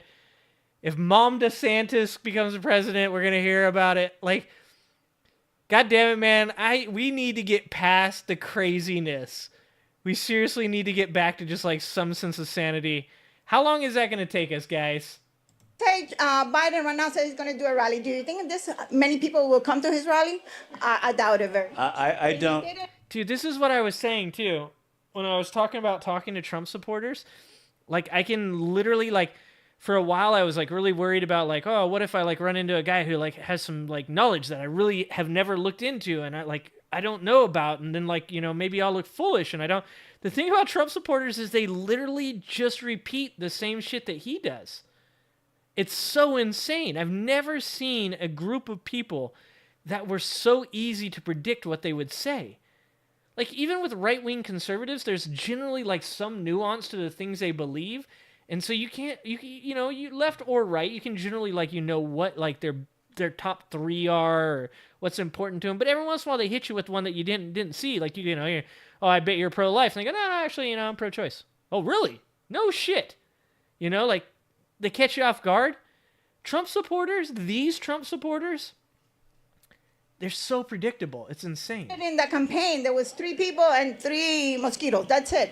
Nobody went to see him. Right, but how many people are in a rally? Believe me, I went to Mitt Romney's rallies and they were packed. Rally size doesn't generally. No, it doesn't, but I really believe that, for me, Trump won. So, and we're going to see. Things are going to come out and the American people will know the truth someday. Damn, that's actually sad too. See, I'm like trying to like not be too much a douchebag, but nothing beats the visor.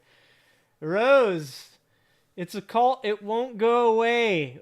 What I'm asking Rose though is if it won't go away, can they just like move somewhere else? Can they like, I don't know what country is down with keeping them, but can we like figure out a country that I don't want to send our sickness somewhere where other people don't want it. But is there like a country maybe that's willing to take them? Like they would like accept them? Is there a country out there that would do that? I'm asking you guys. I'm begging you guys. Please find out the country that will take these people. Is Jonestown still a thing? Is that island still out there? That's in Ghana, right? I'm gonna see. I would donate. Would you guys donate if we started a GoFundMe to buy these guys land somewhere? Would you guys donate? Because I would donate. I don't have a lot of money, and any donations that you're perhaps going to give to me, you guys could give to them instead. I would be 100% for that. Oh, we're going to watch this one before because the Praeger interview is actually pretty long. So we're going to watch this one. Guyana. Yeah, see? I think it's Guyana too. I don't know. Somebody contact who? What is it? Do they have a prime minister? Do they have a president? They have a queen over there? I'm from the trailer park. I'm not very good with geography. I'm lucky I can even say Guyana. Probably saying it wrong. Somebody get in contact with whoever's in charge over there. And let's find out if they're willing to take them. Buy them land in Florida. I don't think that's far enough, Bucket. I know that Florida is a whole nother world altogether, but I don't know if that's far enough away. Maybe we can convince Disneyland, because Disneyland needs to get the fuck out of Florida anyways. It's just not the place for them. They should just go. Move to, like, I don't know, Louisiana or somewhere else. Maybe Disneyland goes away. They leave, like, the abandoned theme park, and the Trump cult moves in there. And they got, like, the castle and stuff. They had Trump Castle. They could keep themselves occupied with, like, all the rides and stuff. We could leave, like, the fair games. I know a lot of those types of people like fair games. So, you know, they're the type of people that think they're going to win on the fair games. Yeah, they're that type of person. This is what I'm going for. All right, I don't know what this is, but it looked hilarious. A Trump supporter has a MAGA meltdown on neighbor's doorstep. I kind of feel like I need Redonk here for this one. I think this is like something he would give me. Unfortunately, he's probably doing things like hanging out with his family. Ugh, seriously.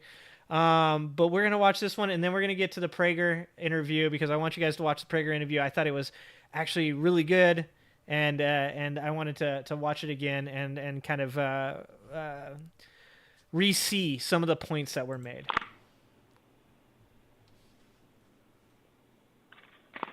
Hello, can I help you? I want to talk to you. This is Elba. I want to show you something. I'm sorry. I'm not opening the door for anybody that says that shit. No fucking way. Also, another visor. We had 2 visors back to back. I can't come to the door right now. You are about to see a full-on Karen meltdown. Get out your neighborhood bylaws. It's section 5.20. No signs shall be in the yard. If you don't take this Harris Biden down, I will sue you. Oh my Lord. The HOA has come to rapeth. Oh my God. This woman came over in a muumuu and a visor, and she chose violence this morning, all right? She said, Section 5, number 20, no signs. I will sue you. Thank God I do live in an HOA, but it's like a voluntary HOA, so I don't voluntarily join any HOA. I don't even know why that's a thing. In typical Trump-Nunes fashion, they threaten litigation. And I was going to have you sell my house, but that's not going to happen now, and you're going to lose a lot of business because of this crap. Another Trump tactic. You're going to lose a lot of business. Your neighborhood association bylaws, section 5.20. Honestly, the other thing I'm thinking here is, I got to wonder, is she even on the board? Or is she just like a lady that still has the fucking HOA policy? Like, did she keep the HOA policy and she's like going around to people's houses like, you have a brown fence. You paint your house green. Like, is she that lady? Please, please, guys, please, if I ever get this old that I am going around to other people's houses and yelling at them about the HOA violations, just let me go. Just pull the plug. I don't know how I can say that any better without YouTube banning me. But you know what I'm getting at. Don't let me be this person. Seems like the realtor dodged a bullet, but wait, there's more. Hey, listen to me. Uh-oh. You cannot have Uh-oh. This is the same neighbor confronting her neighbors. I don't care what you saw. You read the neighborhood association. I will put Trump signs in the neighborhood. Then showing how hypocritical her... Dude, tell me how these people aren't mentally ill. Somebody, anybody, convince me that these people aren't mentally ill. This is illness. People don't just go around screaming at people for putting signs in their yard. It doesn't matter on which side you are. If you walk around screaming at people because they put a sign in their yard, then you're probably going to need to seek some help. Drunken tirade is. This is not new. Trump supporters are angry and violent for one reason and one reason only. They follow their leader's words. As we know, what are words we matter. doing? After reviewing hundreds of police reports and court records from across the country. Oh, dude, these are some winners. Holy, these are some winners here, folks. ABC News. Oh yeah. Found more than. Oh yeah, look at that one. This is somebody's neighbor that gets really upset when he sees your Biden sign. 50 criminal cases. Oh, poor dude. I always feel bad about the minorities that get involved in this stuff. I'm sorry, guys. What is that under your lip, bro? Is that a mole? Is that a mole under his lip? Where Donald Trump was explicitly... Oh, dude, what is wrong with your forehead? Also, once again, these guys on their beard game. We've got to talk to people about their beard game. Invoked in relation... Oh, dude, this is just amazing. That yellow and blue does not go together, bro. Does not go together. ...to violent acts, threats... Oh! Whoa! What were they chanting at the rallies? I think we all remember they had some pretty good chants. No, just the usual, USA, make America great again. Lock her up. Lock her up. The obvious things. You know what I mean?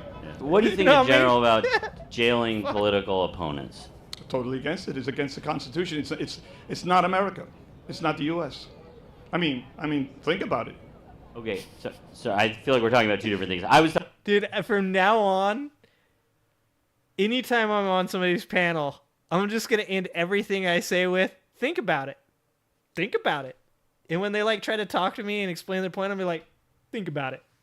Because that's obviously the answer. If you just think about it. I said some complete and utter bullshit. Think about it. Talking about when Trump was trying to get Hillary in jail in 2016. Oh, I see what you mean. Well, Watching this man short circuit in real time paints a perfect picture of just how ignorant so many of our fellow Americans are about political issues that truly matter. Even if the tables were turned around, I wouldn't agree. You wouldn't like it if the Republicans were attacking Democrats. I wouldn't like it at all. And I love my state. I've lived here. I was born here. I grew up here, just like many of you. And there is no way that we... Dude, Marjorie Taylor Greene's voice is like nails on a chalkboard. Oh, God, dude. Are going to hand over our home state of Georgia to the radical, godless left. It's a cult. You been to Trump rallies before? Oh, yeah. You were in Trump rallies in 2016? Yes, sir. And when he was chanting, lock her up, lock her up. I was chanting along with him. Oh, my God. See, this is my problem. Like, it's one thing, dude. If, like...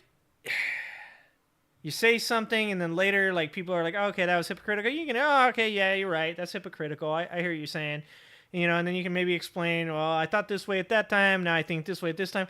Like, these people literally in the exact same like conversation, like it's like they can't keep up. It's like they can't hold these ideas in their head. They just say the things that come to them, whether they contradict the thing that they said like 2 seconds ago or not. They don't care. Holy shit. But, now let me say this. She was never investigated. The FBI never investigated anything. As a matter of fact, they dropped... What? It was literally... Gah! And swept it under the rug. So the FBI announced an investigation into Hillary Clinton 11 days before the 2016 election, and a lot of people feel it cost her the election, so they did do that. They did do the investigation? Yes. Never heard of it. Like, I literally had this guy say, James Comey didn't investigate Hillary because he liked Hillary. He was doing her a favor. I'm like, man, like James Comey, most people believe James Comey literally lost her the election. Like, that you did not do her any favors. And again, this is what we're dealing with, folks, on the other end of the political spectrum. People who don't know what's going on. They've been so brainwashed or left behind by the education system, or acting out of sheer malice, maybe. Could be a combination of all three of those things. For those of us, though, who do actually look out the window, venture outdoors, it's tough to take what these people are saying seriously. But we must, because they make up a sizable portion of the population. Okay, hold on.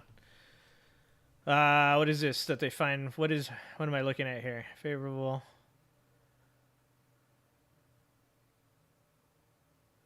Well, okay. I don't know if she's trying to make the point that these are Republican or Democrat. I'm not sure. Maybe she'll explain it here. Which means they do have real political power. And the saddest part is some actually recognize the fundamental problem with American politics. They do. But at the same time, it goes completely over their heads. What's worse to you, a rhino or a Democrat?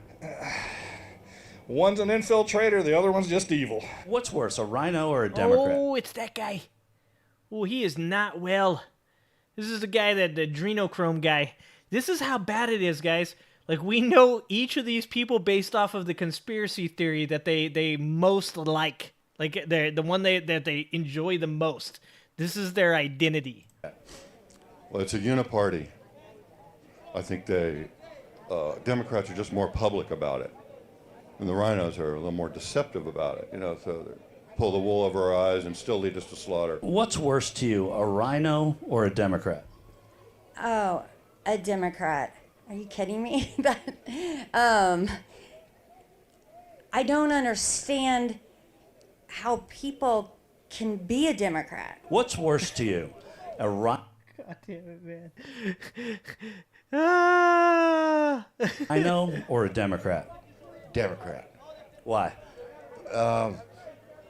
Every time a Democrat gets in office, there goes our economy. They make promises. What? Like, literally, Obama's economy was amazing, and he pulled it out of like a gnarly depression. Like the 2008 collapse. And Obama, so people keep talking about gas prices. Obama's last year in office, I believe, is $2.25 a gallon. That is literally lower than every year that Donald Trump was in presidency. And people constantly talk about how good the gas prices were under Donald Trump. Yet Obama's last year was better than any of Trump's years, which would lead most logical people to believe that Donald Trump's years that he was president benefited from Obama's years. I throw out the COVID information. I always do. I always go, it's fine. Leave out the COVID year. That's perfectly fine. I don't even know what to say to people. So much for the promises. What's worse, a rhino or a Democrat? I think they're on equal footing. What's worse, a rhino or a Democrat? Oh, it's a tie. It's a tie.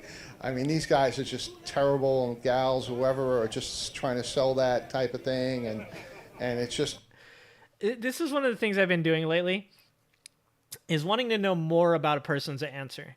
So, like, some of the things that I hear discussed in the other realm that I dabble in nowadays is, like, people that say, oh, they don't like women that have been with lots of men. And I constantly want to hear this question asked, and that is, you know, they always go, okay, why? And the person goes, oh, it's just a red flag.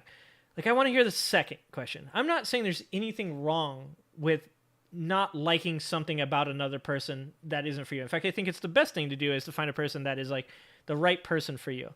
But when you answer questions, it's very important to know why you feel the way you do. So instead of just saying things like, the things they do just drive me nuts, it's like, I want to know specifically, like, what things. And what about those things are super important to you to make you actually, like, hate a person? Like, why do you feel these things? And it's like these people, I gotta stop saying we, these people seem incapable of getting past the surface of the initial question and going to the second, third, or fourth layer to determine why they actually feel something about this. There's a book, it's called The Happiness Hypothesis, and it's by Jonathan Haidt. If you ever want to know about emotions and why you feel things and, like, the literal biological means in which you produce certain thoughts and feelings, it's a great book. You should check it out. They're part of the graft. Okay, they're all taking something somewhere. What's worse, rhino or Democrat? To me, they're the same thing, but I would think a rhino mostly because they are alluding to being conservative values, and if they don't back, what is in the Constitution, I don't know how they can still maintain their office seat. It's ridiculous. They're sworn. Their oath is to swear upon the Constitution, uphold the Constitution, and they're not doing that. So I don't know why they can't be removed. Interestingly, these folks do seem to recognize that rhinos and Democrats are held by At the least same he had captors, reasons, I guess. corporations and capitalism. But political moderates, they may pose the biggest threat during any election cycle. They are an eternal margin in the middle, wielding a... Terrell, this is a problem, you guys. I read you guys' comments while I'm watching these videos, and sometimes I'm laughing at, like, mildly inappropriate times. That's amazing. enormous power in a tug of war in a cyclical way. Where... Oh, hold on. I want to read that. What did that say? First, I must confess that over the past few years, I have been gravely disappointed with the white moderate. I have almost reached the regrettable conclusion that the Negro's great stumbling block in his stride towards freedom is not the white Citizens Council, or the Ku Klux Klan, but the white moderate who is more devoted to order than to justice, who prefers a negative peace, which is the absence of tension, to a positive peace, which is the presence of justice, who constantly says, this is like literally, yeah, Jesus Christ. Yeah. Okay. It's just repetitive. It just goes round and round. It's a cycle. Tug of war in a cyclical it's a cycle. Way. Wherever they are in their personal lives, their bubbles, well, that shapes how they feel about politics and policies. How they Thoreau vote, is getting out of always hand. Must benefit or appease them. Call it the me crowd.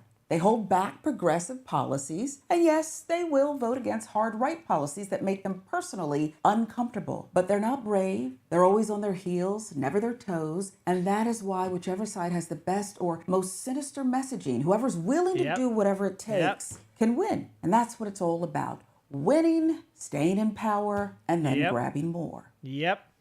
Sharon Reed spitting facts. Sharon Reed. Redonk, you're going to have to go back and watch the HOA lady that we just watched. The HOA lady was amazing. Okay, well, you came in for probably the part that you'll like the least there, Redonk. We're going to watch David Pakman. Love me some David Pakman. Just saw him talking to Redonk's favorite guy. Saw him talking to Redonk's favorite guy, Destiny, the other day. They're buddies. Yeah, go watch the HOA video. You're going to like it. It's going to give you PTSD. We're going to watch Praeger, who, for those of you who don't know who David Praeger is, he's a conservative guy. He's the guy who created the PraegerU classes that Florida has been pandering about as being their curriculum. And David Pakman being the down the middle left. No, I wouldn't even say down the middle. He's a pretty lefty guy. He's pretty progressive. But the guy that's willing to hear other people's opinions in this space has invited him onto this show, and they're going to have a little interview where they talk about things that get a little spicy. Very interesting stuff. Today we're going to be speaking for the first time, maybe not the last time, we'll see how it goes, with Dennis Praeger. Many of you may know him from PraegerU, from his radio program. He had a conversation not too long ago with our friend Anna Kasparian from the Young Turks. Oh. Dennis, welcome. It's great to speak to you. Gotta watch that. Well, thank you for having me. Just to start, and this can be so quick and then we move on, just as a sort of sanity check, I've started to ask guests in this year, last year, the following question. This is really funny too, because I was saying this the other day, like I want to have like a sanity check for people on debate panels when they want to talk about politics, and the things I want to ask them is like, okay, do you believe that Barack Obama or James Wood or Leonardo DiCaprio is actually playing Joe Biden while wearing a skin suit?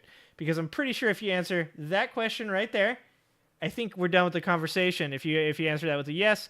The other one I like to ask is, do you believe JFK Jr. is still alive and secretly working with Donald Trump behind the scenes for the American government? If you answer that one as well, I think we just finished the conversation. So I thought that this is awesome that we are all starting to get to a point in our political atmosphere where we just ask people the craziest shit right off the bat to determine whether or not we should even have a conversation after this. Is there any way to accurately say that Donald Trump won the 2020 election? Just a simple answer if there is one, and if not, it's fine for you to explain further. So I have a relatively simple answer, and I've given it from the election day to this day. Yes, sir. I am agnostic, which has satisfied neither the left nor the right. Okay. My colleagues on the right want me to say it was stolen, and people on the left want me to say we are certain it wasn't stolen. Well, and half of the right also wants you to say that, right? Yeah, like 20%. Half of the right wants me to. Oh, that I wouldn't say half. I would say most people on the right believe it was stolen, or that there was a good chance it was. Wow. I don't know what that gains us, but it's fair that you ask. See, it's funny. You regard that as a sanity check. I do. So, okay, so let me offer my sanity check. Please. Do you believe that men who say they're women can compete with women in women's sports? I think in a lot of sports that does not make sense. So how do you... And see, I like that about David Pakman, because David Pakman is just honest, okay? Like, there's a lot of people that would just absolutely flame David Pakman for saying that, and I think he just wants to tell you what he thinks and then move on and like actually have like a conversation. Was that the answer you expected? Because you did a little bit of a look to the side there. But did you think I was going to... No, I didn't look to the side because I took off my earphones. Understood, sir. I realized that I don't need them. Okay. But this is a different topic, Dennis. I'm sorry? It's a different topic. Do we want to close on the election first? Oh, well, you said you just wanted to ask that question for a sanity check. Okay, and you're Okay, agnostic is the answer. Yeah, yeah. So You I am just don't know. agnostic because so many things happened that are. Which is like, that's a fine answer and everything, except for the fact that like a guy like Praeger he's well educated, he's well researched.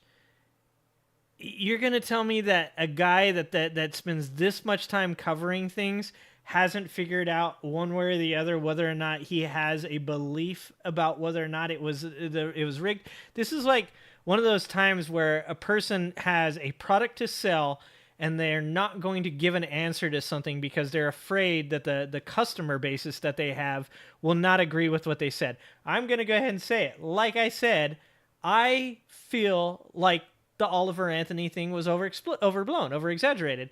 And I made a video about it, and I produced it, and I said, if anybody wants to unsubscribe because you don't like my idea of whether or not this guy is wrong or right, like that's good for you. Like you should do what you feel is right there.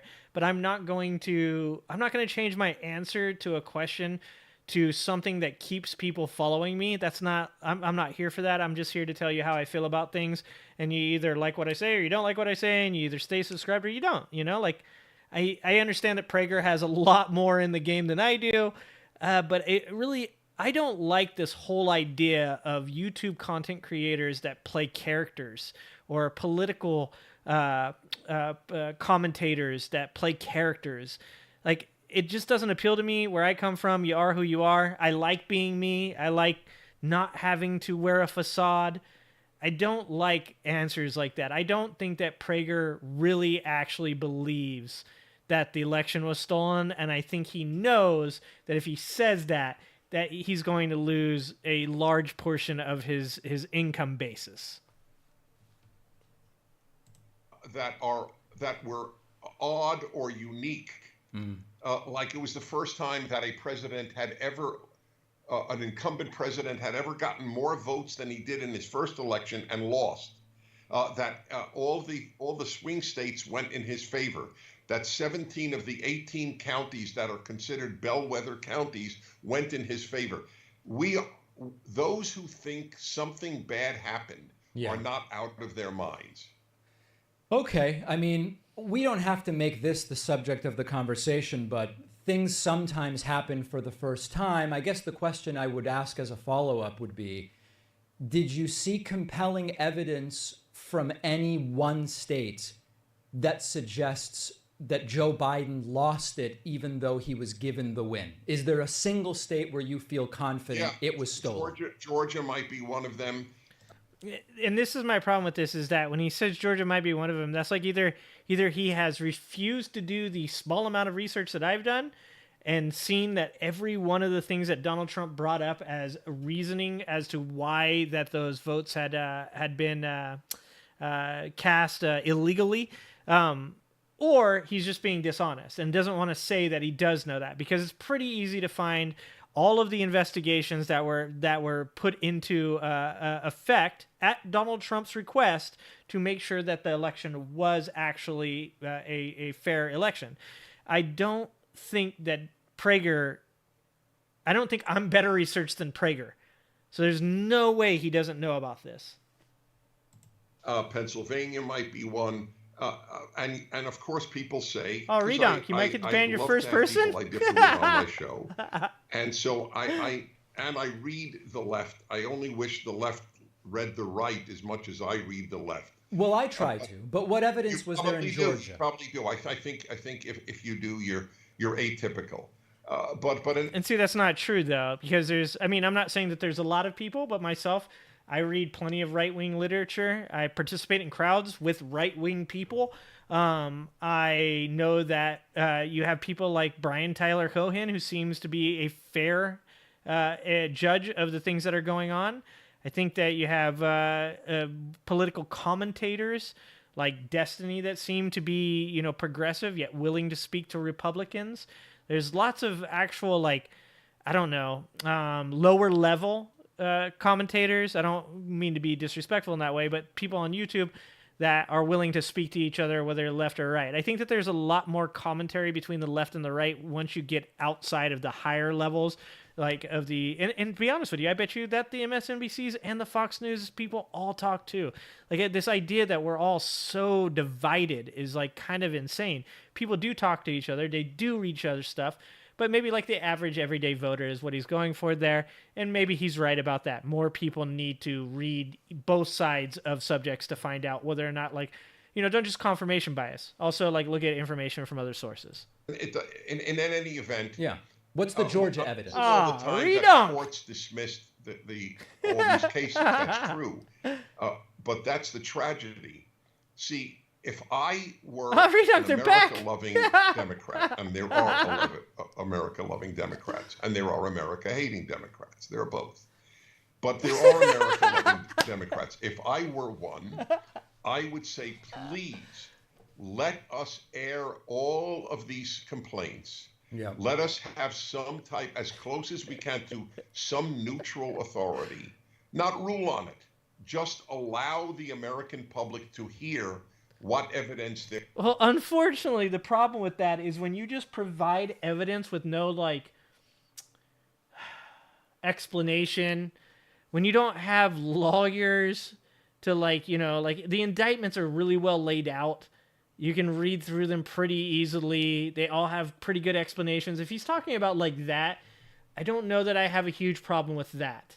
But when you start just like putting out stuff that says like 10,000 dead people voted in Georgia, which is obviously later proven to be wrong, like I don't know that that type of information should be released to the public until it's like defined as being correct or not, right?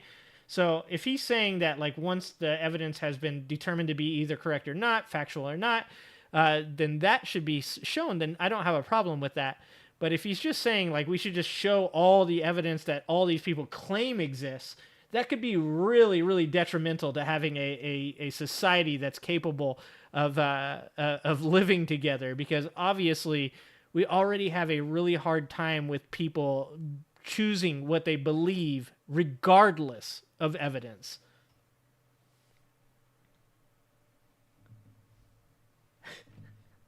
Let me try the old ways, Rosemary. Try talking to right wing all the time. They want Trump.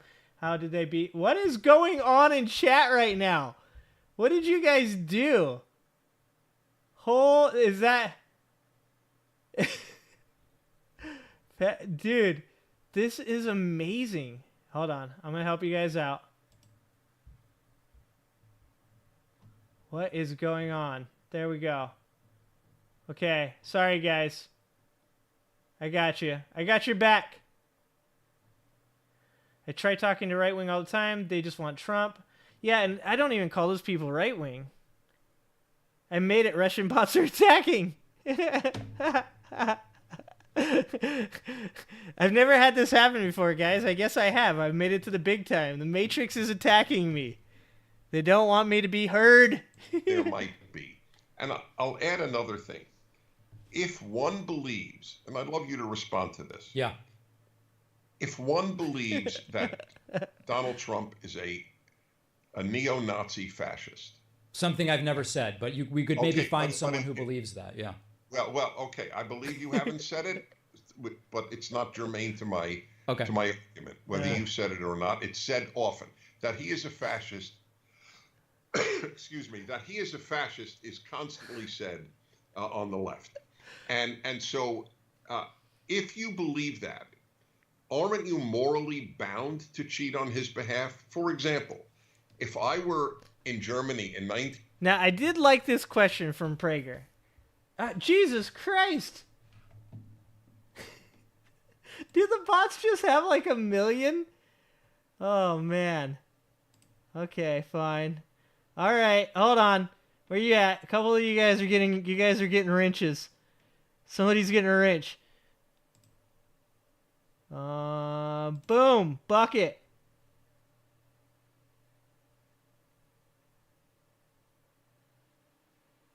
Boom, you're in. Bucket, you are now a moderator. Uncle Fatty. See, I'm egalitarian. I make moderators of all genders, okay? All right? Totally egalitarian. What is can manage block words and change chat modes and live? Nope, you guys are my standard moderators. All right, wrenches have been given. Margaret Sanger facts? I don't even who is Margaret Sanger again? Oh, Jesus Christ. No timing out each other. Okay? Jesus Christ. What is going on? You guys. Message deleted by Redon. Okay. Okay, no putting the other moderators, god damn it, in timeout. How do I pull this up again? You guys are killing me. You guys. What the fuck is going? Oh my god. How do I do this? We're gonna go up here.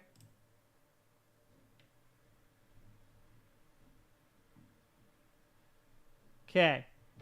Redonk, you are the main moderator. Stop abusing your power by killing the other moderators.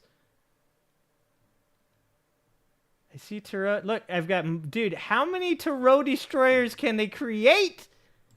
I'm being attacked. I'm being attacked. Ah. Alright. Okay. You've been targeted by the dark web. I knew it. It's the moment that I start like agreeing with some like down the middle views. I start getting attacked by the Matrix. Maybe the Andrew Tates of the world are right. Maybe they're out to get me. Somebody save me. Okay. All right. When Uncle Fatty is back, do not ban Uncle Fatty. Okay? Bucket, Redonk, Uncle Fatty. You guys are in charge. Don't let this shit get out of control. Okay? Is it the deep state? It's the deep state attacking us. Is it Margaret Sanger? I don't even know who she is. Maybe it's Hillary Clinton. Okay. All right. Maybe it's David Praeger. 1932 during the elections that brought Hitler to power. I tell you, I would have cheated on behalf There can be of only one. any other party than Hitler's party. Okay, this is what I was saying. Redonk! Redonk! I'm gonna have to take your moderator away from you if you keep moderating the other moderators. Jesus Christ. I'm trying to say something here. Dr. Praeger is just out of control. Out of control. I think Redonk might be part of the Matrix. Do you legitimately have to? I think this isn't this what Sam Harris said? God damn it, Tarot Destroyer! Oh God. If I bet you're having a great time, Redonk. Isn't it Sam Harris that said that legitimately, if Donald Trump runs, like you legitimately have to cheat to make sure he does not win? How do you guys feel about that? I, of course, do not agree with that. But Prager's got a good question. I do. You stop absorbing other mods' powers. Trying to ask them questions. Yeah. Aren't you morally bound to cheat if you believe the man is a fascist? You'd have to ask someone who believes that. I don't know. I mean, listen, we only have a half hour and we're 5 minutes in. Yeah, so look, let's talk about I think what I would say is the audience can judge. Is there evidence out of Georgia that's convincing to them? Is your answer to did Trump win logical to them in any way? Let's let the audience decide on this section of the conversation. Fair. I'm really interested in talking to you about woke, anti-woke, cultural issues, etc. Now, you and I could pick one thing, like cat litter boxes in bathrooms, or, quote, men and women's sports, or drag shows, or whatever, and we could just talk about that for 25 minutes. But I want to zoom out a little bit, because you've been in this for a while, and I've been following many of the things you've said about these issues. Here's my curiosity. If you look at polling, if you're going to just reject polling, then we'll talk about that. But let's assume that we have some polling that tells us something that is relatively close to what the country believes. Record support for same-sex marriage today. Record number of people saying, I'm moving away from religion. Highest in the Roe v. Wade era of the country says abortion should be legal in most cases. 60% says we haven't gone far enough on making trans people feel welcome. Okay, I could go on, but you get the gist of what I'm saying. Do you feel as though this is a lost cause and the country has clearly gone in a different direction from where you would like to see it? Or what do you think might happen that would turn around this 30, 40-year trend of moving to the left culturally that I believe we are seeing in the polls? And I like that question too. I thought Praeger had a good question about whether or not you have to legitimately, if you legitimately believe Trump is a fascist, does it make sense to cheat to keep him out of office? But I like also what Pakman came with here, and this is something that I've been talking about on another subject, and that is that clearly as a culture, we are definitely moving more towards those types of things, more transgender rights, that the majority of the country does believe that Roe v. Wade should have been upheld. It seems as though that culturally we are becoming more left, and what we're ending up with is this like old man, salty, complaining, like sitting around going, that's not music.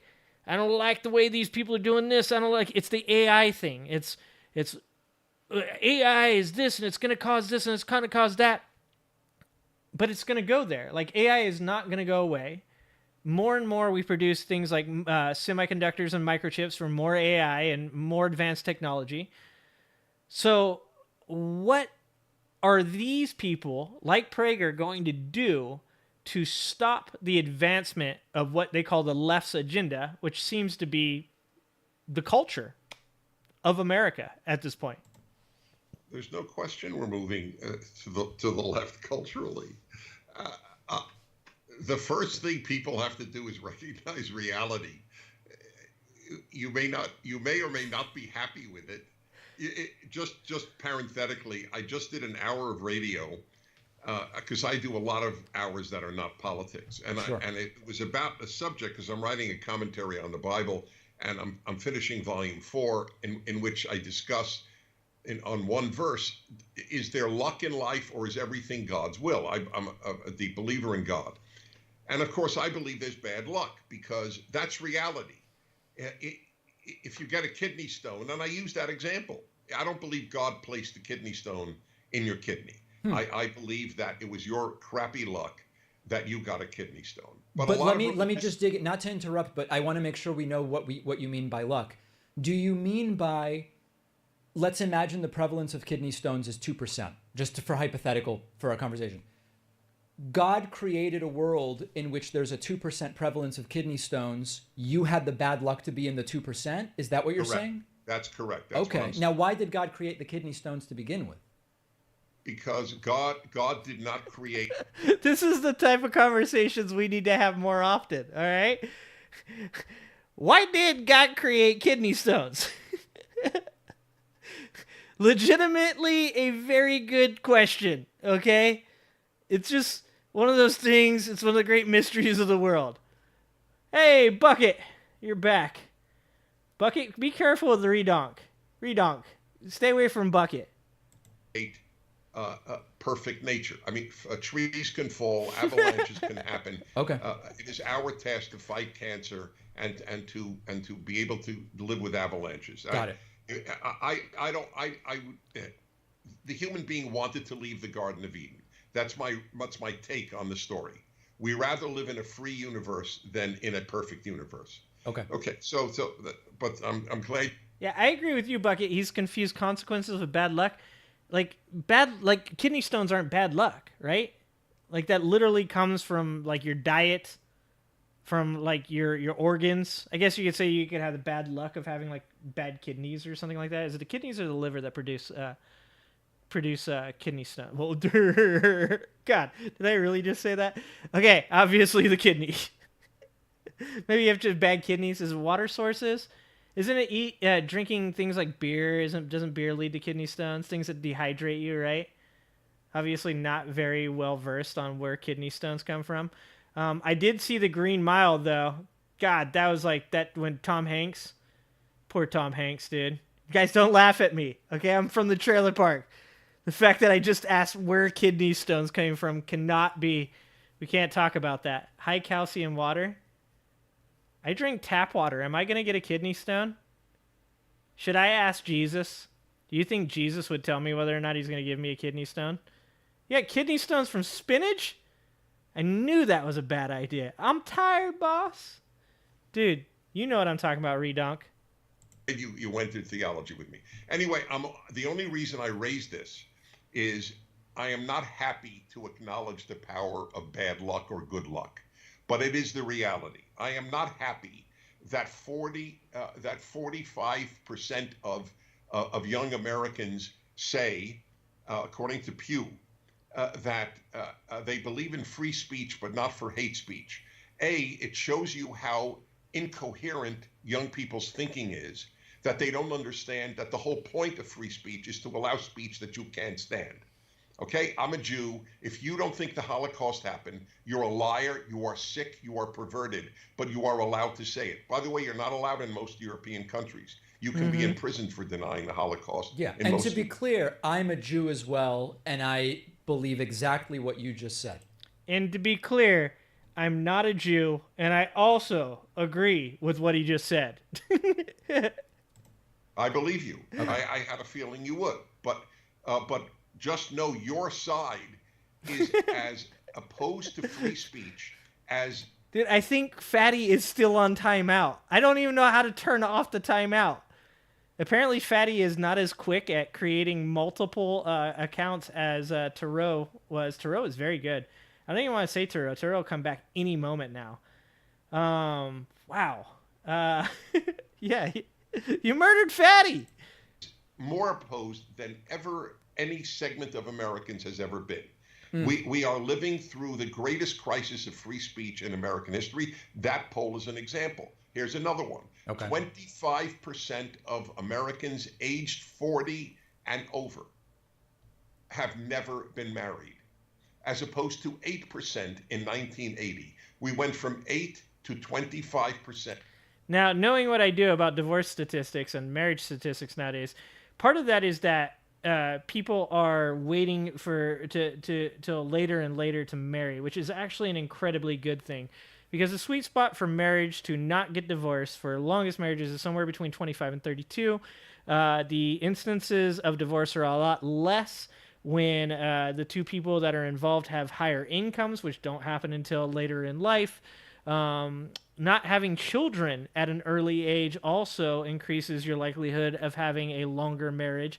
So I agree with his first statement that 45% of young people not being for free speech but not for hate speech. That's a little bit concerning, because obviously I say a lot of things here on YouTube, and it's all up to the eye of the beholder to decide whether or not what I'm saying is hate speech, or maybe Dennis Praeger doesn't like what I'm saying. Maybe he considers that hate speech. Maybe he gets me canceled. I'm not a slippery slope person, but that is a very slippery slope. I think that could be addressed through a conversation of much more nuance. However, the divorce thing, or the marriage thing, I don't know about that. I don't know that that's the crux of the reasoning behind, the downfall of America, in my opinion. Also has to do... I always wanted to ban him in the past, and once I heard he might be a mod, I took my shot. Oh, Redonk. Drunk with power.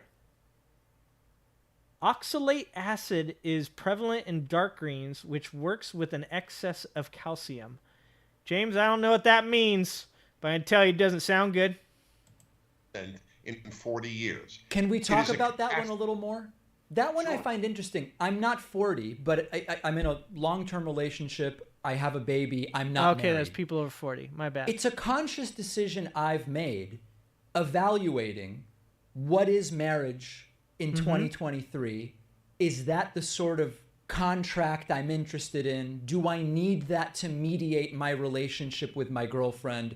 Are there protections that I find necessary? I don't know that for me, and for so many other people I know that are probably in the group you're sort of describing here, I don't know that it's any kind of moral commentary or a commentary on the nature of relationships, but more about, for most of human history, this sort of contract didn't exist. There was a period where it peaked. I think it was the 50s or 60s or 70s.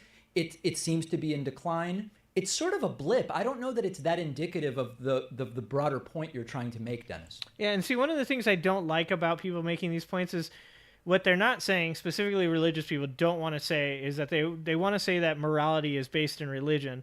But in my opinion, that's clearly not true because of the fact that when you look at the social leap evolution theory of why the brain got bigger, I'm sure some of you guys have heard me say this before, you can actually trace morality back to how hunter-gatherer groups functioned well before any instance of religion in the manner that we have it now today existed. These people learned that to be able to exist socially with each other, and that's why our brains doubled in size, is a theory. There's obviously the opposable thumbs theory, which is also the more prevalent and popular theory. But when it came down to like how to treat each other, like thou shalt not kill, thou shalt not steal, those things existed in the hunter-gatherer societies long before religion. Because if you did those things when you were a small group of hunter-gatherers, then you caused immense discord amongst the people that you were most dependent on. So if there was somebody in your group that was a hunter and he was a good hunter, then it was in his benefit to his benefit to share the meat that he got, because maybe he wasn't the best gatherer and he couldn't find where the best part for the shrooms was. And then you didn't like kill people. You didn't bash somebody in the head with a rock while they were sleeping, because you knew that once that started to happening, then it could happen to you.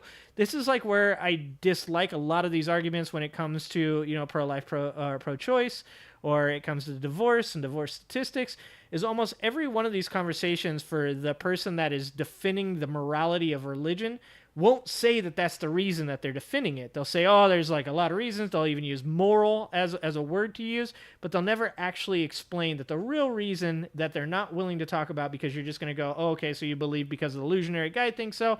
They don't want to say that. So they just don't say it. Instead, they use a lot of words to get around it. I don't like these types of arguments. It's funny you should say this. I went to a wedding last Sunday night, and my wife just spoke to the woman who got married. Yeah. And they had lived together for about 4 years. And she said, everything feels different. And I always explain to people, you use the word girlfriend. So you'll just have to... And see, I don't agree with that. There was no like huge change in my life when I got married to my wife. I was not a person that wanted to get married because I don't believe in like the institution, the religious institution of it. I understand like the legal benefits. I understand that my wife will get my Social Security when I pass. I understand the tax breaks. I think all those things should exist without marriage, but I don't believe in the religious institution of it. And I don't believe that the government should have to be involved in my relationship. So I actually don't believe in marriage. But what I can say about that is that when we got married, I didn't like wake up the next day and go like, oh, this is so much different. Like it was like, oh, it was a cool ceremony. We had a good time. Redunk was there. Pretty sure Redunk, you were there, right? Maybe you weren't. But I didn't change. Nothing changed. I didn't have like this magical feeling. Take my word for it. Please. That you would be conveying a very different image of yourself and your relationship if you said my wife. I agree. Oh, okay. I think that is a worthy commitment that human beings should make. I would like you have a child, I believe. Yes, indeed. I'd like child to believe mommy and daddy are husband and wife. Redong, sorry, it's been a long time since that happened. I don't remember much about that entire period of my life. Not just boyfriend and girlfriend. It's better for the kid, better for you, and better for the world. But why? I mean, I don't know if anybody's noticed, but I don't wear my wedding ring. I mean, I'm currently wearing a Band-Aid because I stabbed myself, but that's not on my wedding finger. This wedding finger, I don't wear my wedding ring because I don't think that's what bonds me with my wife. I don't think that the thing that holds together my relationship is a band of metal that tells people I'm married. I think what keeps my relationship strong is my ability to communicate with my wife, my ability to sacrifice, my ability to, work with my wife and provide a better future for our kids. Those are all very important things. I don't think that it's because I made a promise to somebody I can't see, to be honest. And I don't think it's the ring. The ring doesn't stop me from cheating on my wife. Like, my loyalty to the person that's done the most for me in my life is what stops me from doing that. So I don't wear my ring, and that's specifically because my ring got too small, and I just never replaced it. I didn't feel the need to do so. I'm not going to cheat on my wife because I don't want to be a terrible person, not because God would be mad at me. Do you think then that this marriage thing was the sort of more prevalent status for such a tiny blip in human history, and now it's already diminishing? Well, I mean, the Bible was written 3,000 years ago, and everybody got married. I don't know why you call it a blip in history. It's universal. People got married in virtually every... And see, this is what I'm saying. Like, everything that they want to argue really is based in religion, and it's because it's such a big part of their life. I'm not shitting on the fact that they're religious, but I am saying that it taints every argument that they have, because that's where their appeals constantly go back to. He's talking about the bigger history of humankind, not the religious history of humankind. Every civilization. Well, so if we consider modern humanity 250,000 years, for most of time, humans were not getting married. All right. Look, if I can't talk about pre-Stone Age. Yeah, but see, that's the point. Is like, he has a good point that for those. This is my whole point with the morals come from human socialization, not from religion. Is that you do have to take into account that human beings have been around for 250,000 in this type of humanity for 250,000 years. Like, you can't discount the other 247,000 years because your Bible was written 3,000 years ago. Like, that, you can't just discount that. Or pre Bronze Age man. Okay, fair.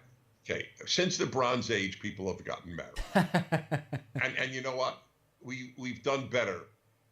By every metric, marriage makes a better person and a better world. Yeah, what I see is, and I do agree that statistics show that men are better, become more motivated, men become more successful. There's a lot of statistics that do show that marriage is a positive for people, but I don't know, because of obviously the history of marriage, whether or not that would have existed without marriage. Like, that's the real question. Commitment between two parents and probably a fair amount of economic stability are really the ideal circumstances. But I think I don't want to get away from your broader point, Dennis, which I think is you're recogning the reality of the situation. And I'm fighting it. And you're fighting it. And I'm fighting it because I believe that graduating high school, getting a job, and getting married, and getting married before you have a baby, that is almost the perfect recipe for a better life. And I don't disagree with that. I don't know that you have to be married.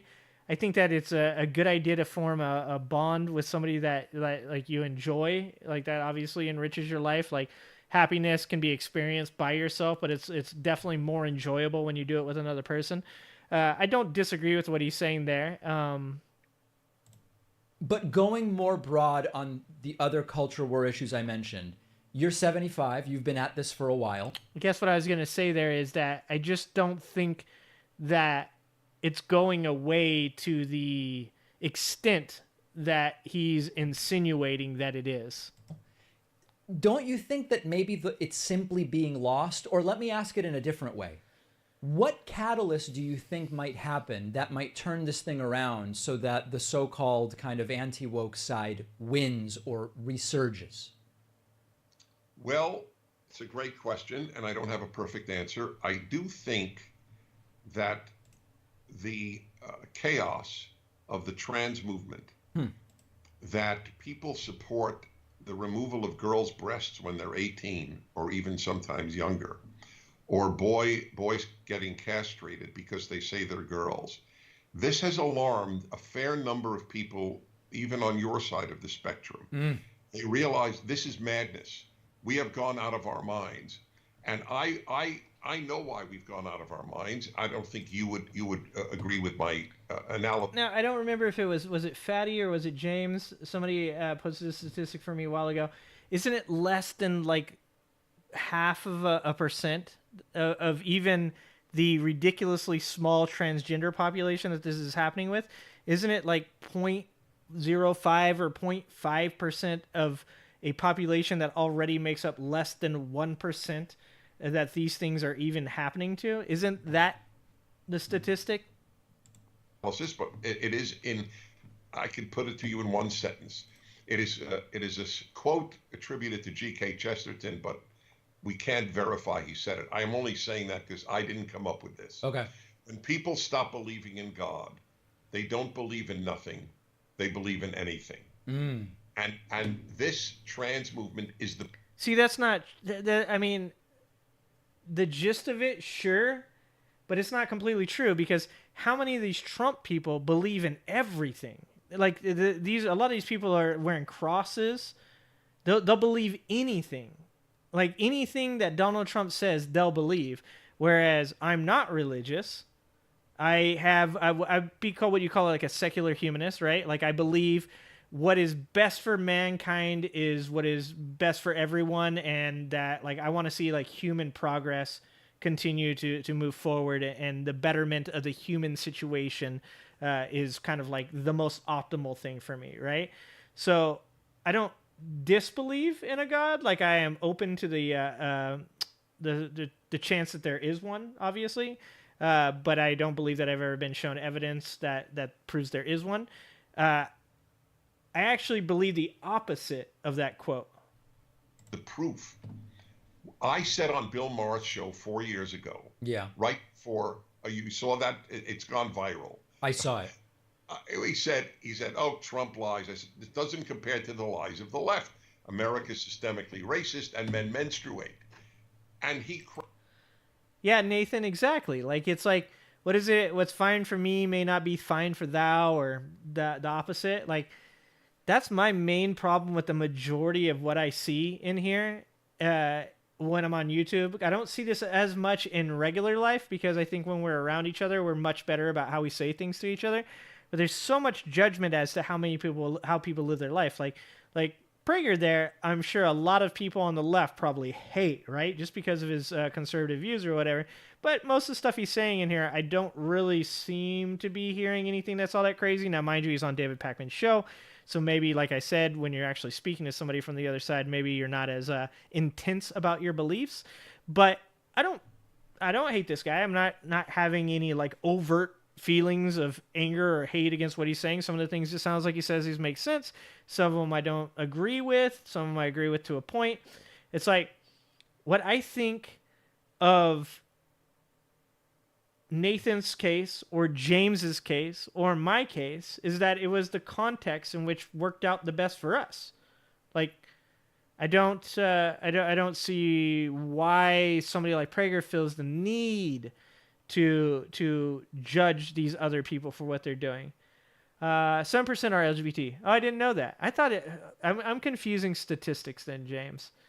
I thought it was less than 1% of the entire population, but I think I actually got that statistic from a right-wing show that they made up. I think the talking point was, why are we creating legislature for less than 1% of the population? So it's up to 7%, and of course we wouldn't want anybody to know that. Yeah, it's a good question, Pearly. It's a good question. Cracked up, the whole audience cracked up, and the whole panel cracked up. They were all laughing at me. And Bill Maher said, this is why it's gone viral. There are like 10 million views of this particular scene, where he says, "Dennis, where'd you come up with that one?" And that was 2019, the fall of 2019. And people go, "What are you, nuts? Who says men menstruate? within 2 years, if you denied men menstruate, you were considered transphobic. Well, listen, I mean, I'm glad to have, I'm going to be honest. I don't know that this is the most interesting thing for us to talk about. But that being said, I have said very clearly, there are some areas, if we just say the world of trans issues, there are some areas where I feel quite confident. Like, for example, when it comes to bathrooms, I was just in Spain. Beautiful country, terrific seafood. I recommend it to you, Dennis. The bathrooms, the bathrooms are just gender neutral. There's a sink there and a bunch of stalls, and people cross in the sink to wash their hands, and you use the stall you want. Everything's fine. The bathroom issue, I genuinely do not care about, even when they are organized the way they are in the United States. Another example that really just does not seem like an issue to me. People want to be addressed by a different pronoun. I'm going to guess based on what I see, and Yeah, and I agree with David on the bathroom thing. The bathroom thing seems weird. I like what Matt Dillahunty had to say on that. He's like, when I go to the bathroom, I'm there to use the bathroom.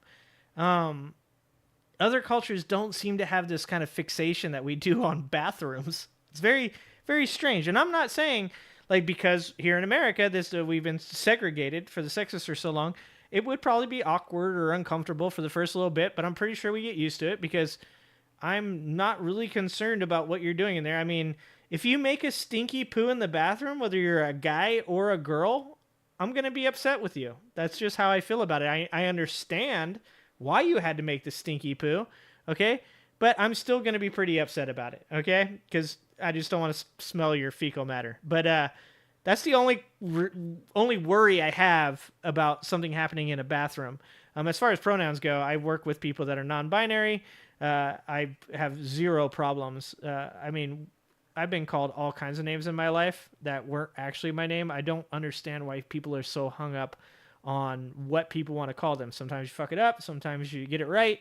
I don't understand like this obsession that they have with bathrooms and pronouns. It just really seems pretty crazy to me.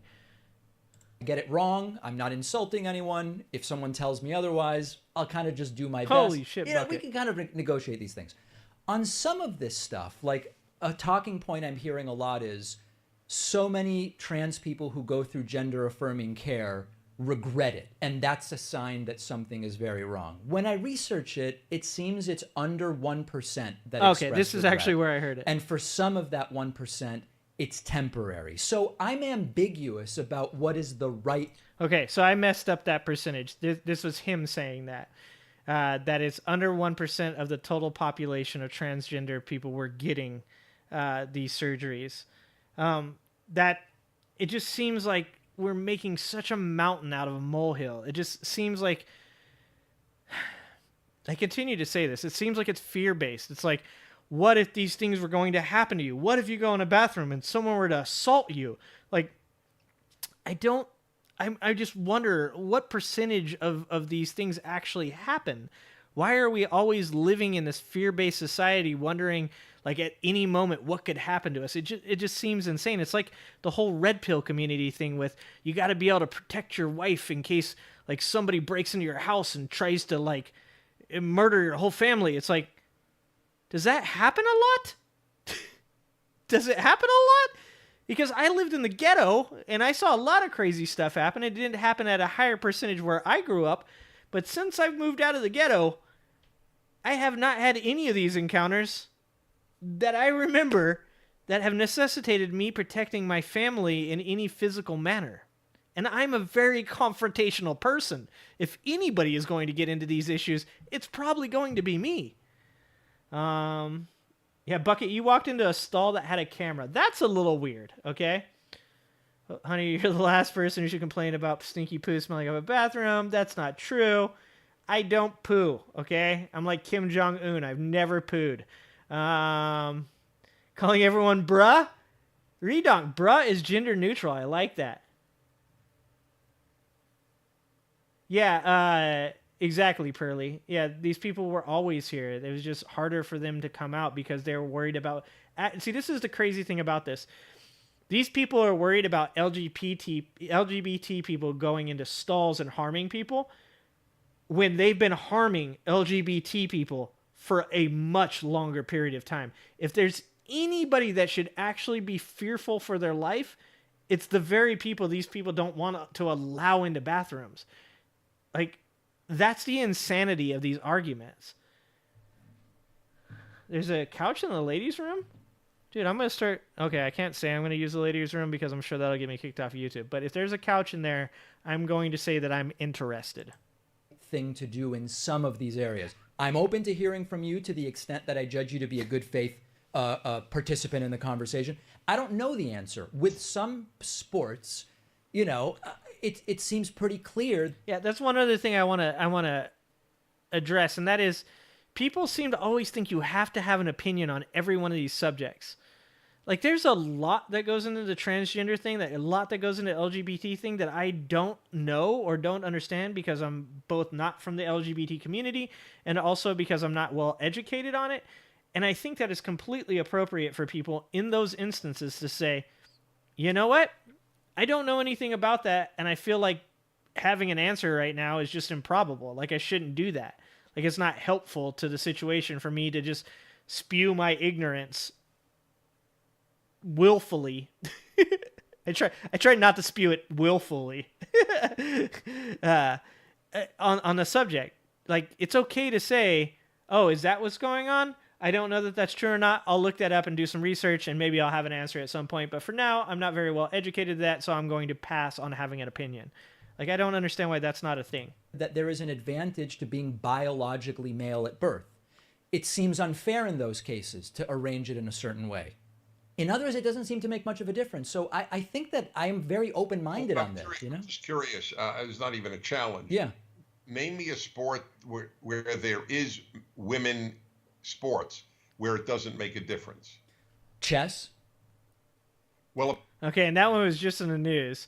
But I would add, here's one that I've been talking about forever. I think baseball could be integrated between the sexes.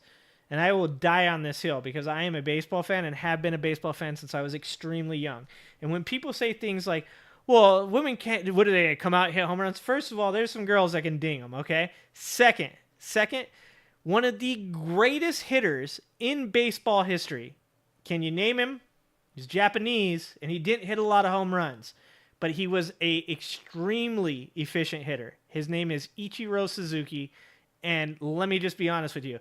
Americans shit all over Ichiro when they first saw the way that he slap hit, because that's what they do in Japan. They slap hit. And he was one of the greatest hitters in baseball history. Like, yeah. Mark McGwire. Dude. Also, let's talk about steroids for 5 seconds, okay? If the dudes are going to do steroids, what's going to stop the women from doing steroids too? Okay, so all this bullshit about women not being able to hit home runs, like, give them some roids and we'll see what can happen, dude. All right? I'm just saying, I think a woman on a baseball team does just as well, not as well, but could be competitive with many men, okay? Another one that I was thinking about, I think golf, though men can hit the ball farther in golf, women are usually better efficiency players. I think that could be one. How about ping pong? Let's just find out. Let's find out. This is my thing with segregated gender sports. I just want to find out who the best human is. Now, look, I'm not putting my daughter in an NFL game. That's the one place that I will draw the line. That's where I draw my line is football, right? Everything below football, I just want to find out who the best human is. I don't know if you guys saw this. I don't know if you guys know who Clarissa Shields is. She's a world champion boxer, and she called out Keith Thurman, who's I believe, at least a one-time or two-time world champion boxer, and she said she would box him. I want to see that. I think Clarissa might whoop Keith Thurman's ass. I think that should happen. I know that that's a hot take. I told you guys at the beginning of this, I'm going to say things you guys don't like. But these are the things that I want to see. As I want to see human on human, as long as it's not going to harm somebody. Like, I think football is where I draw my line. Maybe rugby, no football. If it's all sexes, there's less champions. That could be true. But you are just in the chat murdering the other moderators because you wanted to be the only one. You got to stay consistent, Redonk. You got to stay consistent. Well, apparently it does, interestingly. I was just reading that the International Chess Federation, whatever the name of the group is, noted that men did play chess better, generally speaking. By the way, if you're right, and I have no agenda here, then there should not be women's chess. Right. So this chess is an interesting one because that it exists suggests that there is an advantage to separating. No, the only thing that this suggests is that in many ways we are very demeaning to women. I'm not saying that in all of these sports that the physical size of men is not an advantage. There are obviously advantages to being a male in physical sports. But what I am saying is that you can't deny that the reasons that something like segregation in sports exists is because of men kind of being in that era of, you know, like, you're not as good as us, or we don't want to include you. I mean, it's the very same idea of when we segregated black Americans from white Americans in sports, and we all know how that fucking turned out, right? Yeah, white people, we did real good. when black people finally got to participate in sports. Yeah, we did great. The sexes. My understanding is, and again, I think we're both trying to learn here. My understanding is the reason that the women's chess division was originally created was not enough young girls were participating. Okay, because, fair enough, but it's not a physical sport anyway. So Yeah. it's not a sport. No, I We mean, don't- listen, I don't know. fast. So that you, all right, no, but you said where it doesn't matter. But if it doesn't matter, there would be no reason for women's whatever it is, track, field, weightlifting, tennis. Yeah. But apparently find out. there is a difference. A male who said he's a female won in Canada 2 weeks ago, and he not only set records in the women's division, and I am saying he because I think he's a fraud. Okay. And a Praeger's mad narcissist for hurting women like this. He lifted 250 pounds more than the first place woman. Right. I know you don't think that's. See, this is a space in which I don't know anything about this story, so I am going to opt out of having an opinion. Fair. No. But on your side, the entire LGBTQ movement is unanimous in saying you're transphobic if you think that is wrong. So, I mean, listen, Redonk, you know how you compete with that? Steroids, okay? HGH, TRT. That's how you make that happen. Couple of examples. Equestrian, right? I mean, it's physical. You're riding a horse. A lot of it has to do with the horse. If biological men who tend to be heavier want to compete against women, it doesn't seem like a major Off-planet problem. training. Sailing is physical. You have to dominate the sail as you are being pushed around by wind. Bowling, I believe, is gender segregated. I don't know that it needs to be. I mean, Yeah, like, how about... See, this is what I'm saying. Some of it's just ridiculous. Some of it is just kind of ridiculous. That if a person wanted to... This is my point of view on it. If they wanted to cross over into a different genders league, I don't think it would make that big of a deal. I think sometimes we get just, like, get caught up on how things have always been, and we get really upset when anybody tries to change it. Okay, I fall under the Neil deGrasse Tyson sports categorization, and that is I think people should have their testosterone and estrogen checked, and you get put into levels based off of that. Like, if you have this level of testosterone, you go against it. If there ends up being groups of people in those areas that are mostly men or mostly women, sure, fine, whatever. But there's some feminine dudes out there with low T, okay? Why do they have to compete against dudes with high T? I'm just saying, as a 43-year-old man going on 44, this matters to me. Heavy gravity weight training. Exactly. Curling. Thank you. See, Pearly knows what's up. Arts is another example. I mean, these are just some examples. Right. So wherever it made a difference, you'd be opposed to it. So you are transphobic according to your side. Wow. Please understand that. Well, but I think the point that I'm trying to make to you is that there are many people on my side that are taking my view and sort of trying to figure out something that is admittedly not completely figured out yet it seems incorrect. Oh, to Yeah, cast exactly, us exactly. as- It's figured out in most cases. I mean, Like, that's not true. See, this is where, like, it's okay because, like, you agree on, like, 80% of what you're talking about. So it's fine that we disagree here, but, like, saying things like it is figured out, you're speaking for, like, the majority of the world, or at least the majority of America, as to whether or not something has been figured out. Dude, we haven't figured out what's in the ocean yet. We know about the ocean for a lot longer than we know about, like, body dysphoria and transgenderism. A lot to be looked at. it's figured out for racing, for track, for weightlifting, for Sounds like a tennis. hot take. Yeah. It's pretty universally.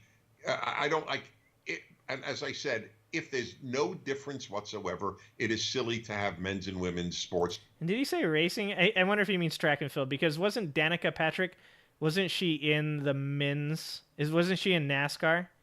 Fair, yeah. And so you just listed a couple examples. I gave you 5. Fine. Sports is one aspect of this. Where are you on something like bathrooms, for example, and bathroom usage? Do you want like a genitalia check, or what are you looking for? I think that an elementary school, for example, where a boy says I'm a girl, yep, and would be exposed in front of the girls as they are in the case now of. See, this is what I don't understand. What are these guys doing in bathrooms? Like, is their experience in bathrooms different than mine? Like, I don't know if Praeger has ever been in a men's bathroom, but we don't walk around with it hanging out. I've never been in a woman's bathroom with women, so I don't know what y'all do in there, okay? But that's not what happens in bathrooms, man. This is not like, it's not like this crazy club that you go into and shit's just like popping off. It's a bathroom. College swim meets where if a guy says he's a girl, Leah Thomas exposed his penis to the girls on the Penn. But Dennis, I hate to interrupt you. Is that true? I don't know if that's true. I shouldn't talk about that. Don't I drop my pants on the ground while you pee? Well, I do. I do drop my pants directly on the ground where they belong, redonk. But we all have butts, okay? So generally, I'm like up against the urinal. I like to be in the urinal, for max splatter factor, okay?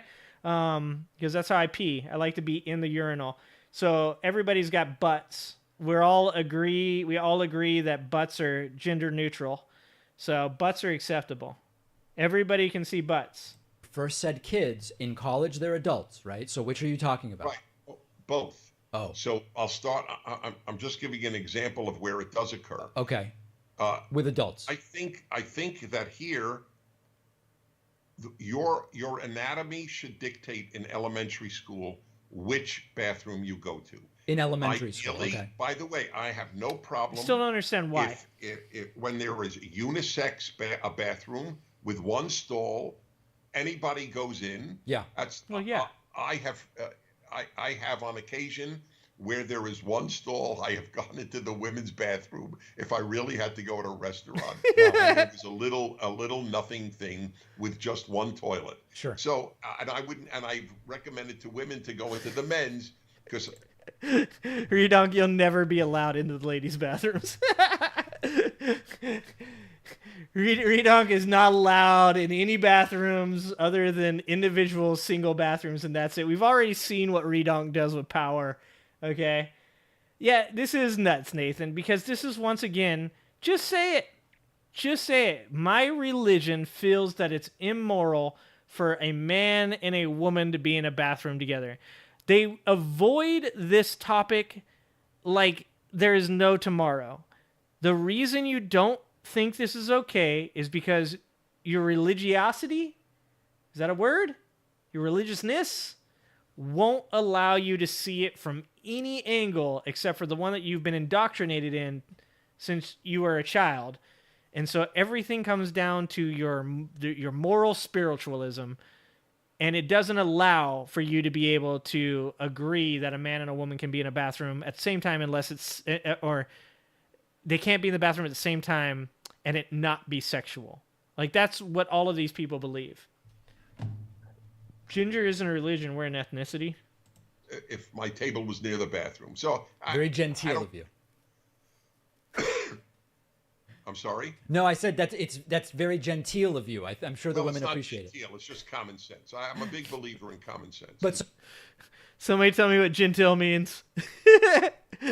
I don't know what genteel means, and I don't know that Praeger does either.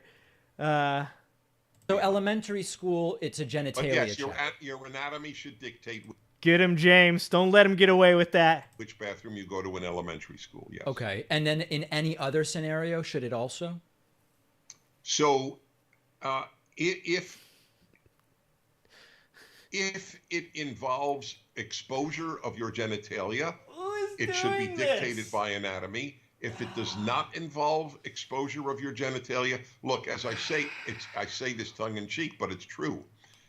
If a man exposes himself to women or a woman, and she has not asked to see it, he's arrested. Yeah. But where if he says I'm a woman, then she could be arrested if she complains. It's a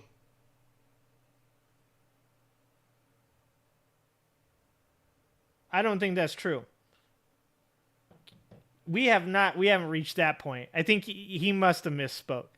You can be arrested for complaining about a man showing you his genitalia. I think maybe what he means is that you would be shamed or you'd be called transphobic, which I also completely disagree with. But I think he's confused on that point. I don't think women are going to jail for complaining about men showing them their genitalia. That is complete, and as my friend Nathan just said, utter bullshit. It's a little weird our situation. Why can't decent people just say, look? I feel like he's sputtering a little towards the end here. I feel like he started off okay, but towards the end here, maybe it's bedtime for him. Maybe that Sean Hannity book in the background is finally getting to him. Live free or die. I don't need a book that says live free or die unless it's a fantasy book. Women are not aching to see most men's penises. Mm. Therefore, if I say I'm a woman, I will not expose myself in front of women, even though I think I'm a woman. Why can't someone be that decent? Yeah, I mean, somebody needs to tell Praeger about dick pics.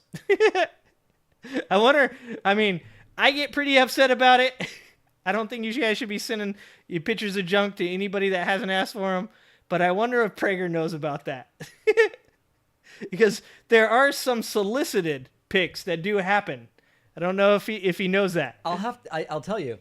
I don't ever see any genitalia in bathrooms in general. You know, like, what is the exposition? Right. Okay, that's fine. Oh, yes, I understand that. So that's not a problem for you, then. Theoretically, a man says he's a woman and he enters a stall and nobody sees anything, then why would anybody complain? Yeah, listen, that sounds reasonable to me.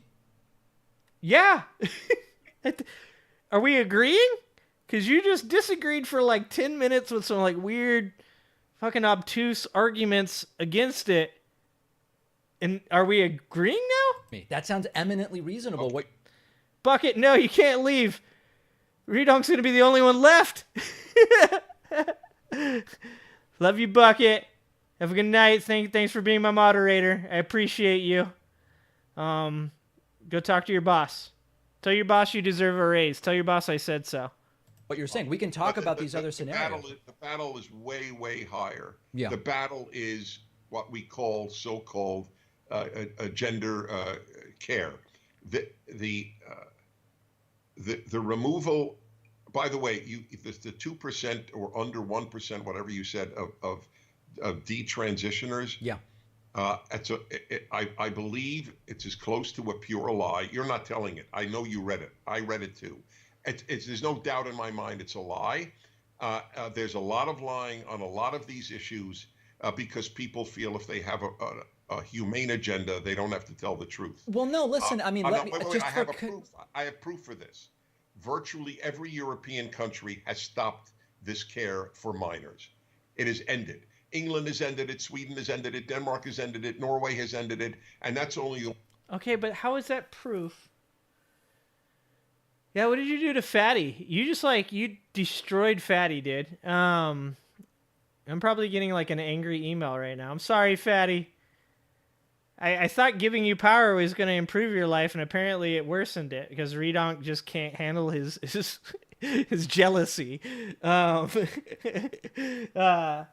I don't understand. Why is that? Okay, so here's the argument. He's saying that the reason that the statistic that less than 1% of all transgender people end up getting gender-affirming care is wrong because European countries have decided to halt, and I believe it's just halt. They haven't gotten rid of. I believe they've halted gender-affirming care for people under a certain age. How does that make the statistic untrue? This is like one of those places where people say things like, you just gotta, it's common sense. It seems shady. How could you not know? Like, those aren't facts. Those are feelings. And aren't these the F your feelings people? The ones I know by heart. So here's my concern about this. We and Canada, I really apologize. No, that's okay.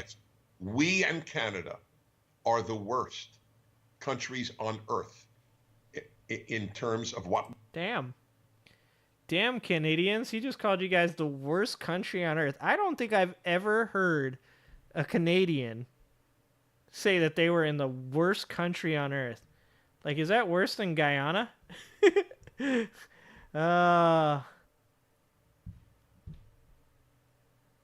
Yep, guys. Is that how that happened, James?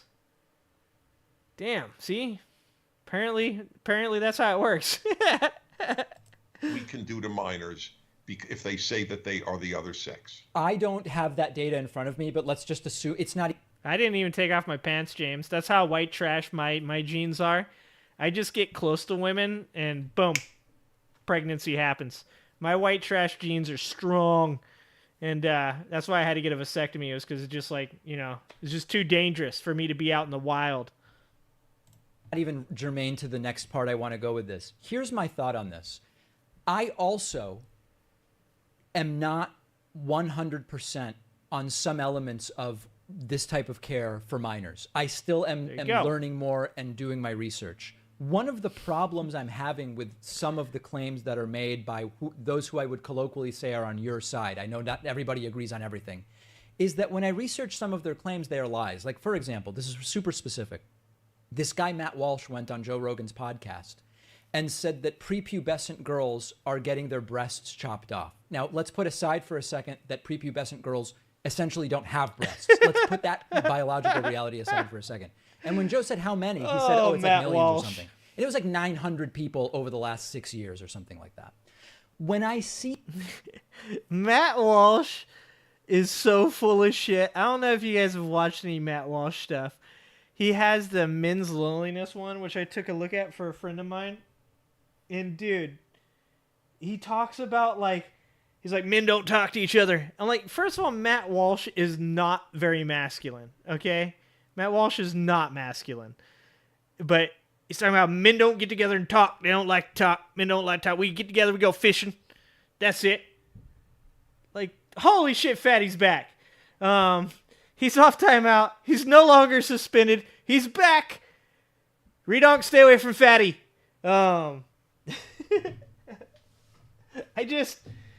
Matt Walsh, can he go away? Okay, so when the Trump people leave, when we move them to Guyana in Jonestown, can we send Matt Walsh with them? Will Matt Walsh go willingly, or do we need to package him up and send them with him? What was the other things he was saying? He said the reason that men are so depressed is because there's not any more bowling leagues. That was one of the reasons. Not enough bowling leagues anymore. Dude, there's 3 bowling leagues in a little town that I lived in. You got hacked? Fatty, no! Fatty, no! You gotta stop clicking those sites, bro. These such blatant distortions about what is happening, it's hard to believe that these folks are operating in good faith. I have no comment except to say your point strikes me as rather valid, how could a prepubescent girl have her breasts removed when so few of them have breasts? It sounds weird, yeah. That is what puberty brings with it, menstruation and breasts. But Thanks for confirming. So I will actually ask Matt. I know everybody at Daily Wire, and Yeah. I will ask him because it's hard to imagine that he would have said. Dude, can you imagine that conversation? Can you imagine that conversation as Praeger just sees Matt Walsh in the hallway and he's like, "Hey, Praeger, prepubescent girls got breasts?"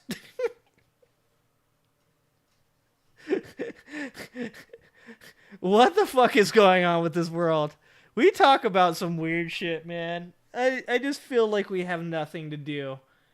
I think like we've lost focus, guys. That I'm not saying that you're acting in bad faith. A lot of things are misheard. Yeah. Or maybe he misspoke, but it shouldn't be happening. If a kid says to a parent, a 10-year-old, okay, let's take a 10. Let's say 12, it doesn't matter. Mom, I'm not a boy, I'm a girl. Mom, I'm not a girl, I'm a boy. Yep. The reaction of a sane and decent society is, my darling, nature made you a boy. Or, if they believe in God, God made you a boy. Or both, God and nature. You are not a girl, you are a boy. And we're going to get you help. Obviously, there are other things going on in your life, which is almost always the case in these kids' lives. And So I feel like there's a better way to do that. This is my thing. Like, you don't have to overreact in either end, you know? Like, you don't have to, like, throw a transgender revelation party. You don't have to also tell the kid they don't know what the fuck they're talking about. I have a 13-year-old and I have a 10-year-old, and they're both very intelligent kids. And if either one of them were to come to me and say that, I would imagine that I would be like, okay, well, we need to like figure out what's going on. I'm aware of the fact that this exists and that it's a thing. So I wouldn't want to like specifically with the amount of like statistics that show children, you know, taking their own lives because of these things. And the suppression of these things, I would think I would take those claims from my children rather seriously and would not just shut them down and be like, don't worry about it. You don't know what you're talking about. You're too young. Like, my kids are very intelligent and they can actually speak very well to what's going on in their lives. So I don't think that's how I would react to that. That's crazy. look, how do you explain the 1,000% increase in trans kids in the last 5 years? It's a social phenomenon. This is not a medical phenomenon. Well, I think that's sort of I have an answer. Fatty, those bastards. Yeah, they did bad things to Angela's Discord, man. They did real bad things. That wasn't a pretty scene. For that, and it relates to the same question of where did all these gay people... I'll tell you what, if Redonk would have been a moderator in there, that shit would have never happened. Will come from 15 years ago. But gay people have not increased. My understanding is that folks who say in surveys, I am gay, it has increased. I don't have the data in front of me. Okay. Bisexuals have increased, and I've no doubt about that. Aren't those gay people? Gay men have not increased. Oh my God. Gay men, it's a fixed. There's a certain percentage of males who will never be attracted to a female. There's a fixed percentage. Dude, does this guy realize how crazy this shit he's saying is? Like, he started off so well. He's just kind of gone off the deep end here at the end. He's probably tired. Might have had a stroke. Sort of fixed in any given generation. Okay. On the first point, it's interesting to me to hear you say, if a 10-year-old said that, hey, we're going to get you some help, it sounds like you're talking about therapy. Every medical professional I've spoken to about this says the first line here in exploring this is therapy. So it does sound like you agree with the start of the path that has been established. Yeah, but all of you can't even, I believe that there are therapists who could lose their license as a therapist if they say to a girl, I want to help you work out peace with the sex that you are. I don't think a therapist would say that. That's not like what therapists do. They don't like tell the kid what they're going to be. Therapists don't talk to people in that matter. Therapists generally help you to work things out on your own. They don't tell you where you're going with it. That's like a life coach. I'm not aware of that. I have to plead ignorance because I just don't know that. I don't know that. I know lots of therapists. Hey, what's up, Steven? None of them have mentioned that that's a part of the protocol. All right, ask all the therapists you know. I will. And not as a challenge. Yeah, dude. Praeger's gonna have to go to Matt Walsh. Find out if Matt Walsh said that stuff. Pakman's got to go to his mom. Find out if what Praeger said is right. At least this is a better discussion than most discussions I've seen. I have to say that. Yeah, no, I'm curious. Can a therapist say to a 12-year-old, you, in fact, you're a girl, and I'm going to help you work through your acceptance of that? Fair. Can a therapist say that? I'm going to guess that his mom is going to say that a therapist wouldn't say that. I'm going to find out. Get in trouble. I'm going to find out. My stepmom supervises 12 therapists, and I will find out what's going on, at least in one state. Dennis, I know you've got to run and that we're almost out of time. One just very last political thing. I'm curious. In 2016, you had said Trump was unfit to be a presidential candidate, let alone president. You've since, I've seen you endorse and defend many of his actions as president. What changed? So I'm glad you mentioned that. So people should know he was my last choice among all the Republican candidates for the nomination. Yeah. But once he was nominated, I believe, and we can obviously do this in a part two if you'd like, I believe that it is very important for the left not to have power because there's no example in history of the left, not liberals. I always make a distinction between left and liberal, where they have not suppressed dissent. This is my greatest fear is the suppression of free speech, because that ends everything. So if a Republican is nominated, I will support him. He turned out to be, in my opinion, a superb president. I'm not a fan of his. Wow. But by the way, it's a big distinction. Wow. I wrote 25 years ago. It's in my book, printed in 1998. It's called Adultery and Politicians, an essay I wrote. I don't care if a politician committed adultery. I see no linkage between fidelity and being a good president or a good senator. Yeah, I agree with that. I am quite consistent on dividing between the macro and the micro in a public figure. King David. It is funny to hear a guy say, though, what did he say earlier? Oh, he's talking about marriage as an institution being really important, but then does not care that the president of the United States commits adultery. And to be honest, I don't give a shit about adultery. And like I said, that's between you and your wife, dude. That's not for me to be concerned about. But it's funny that he talked about marriage as an institution being important, and now he's talking about infidelity not being a problem. I mean, that just seems like it's conflictual. Maybe I'm wrong. Steven, you know a lot of people don't like him, but you like David. I love Pakman. David Pakman's one of my favorite guys. Praeger here, he doesn't seem the worst. He seems like he's got some ideas. He seems like most conservatives pre-Trump. I greatly disagree with him saying he will support Trump over a Democrat.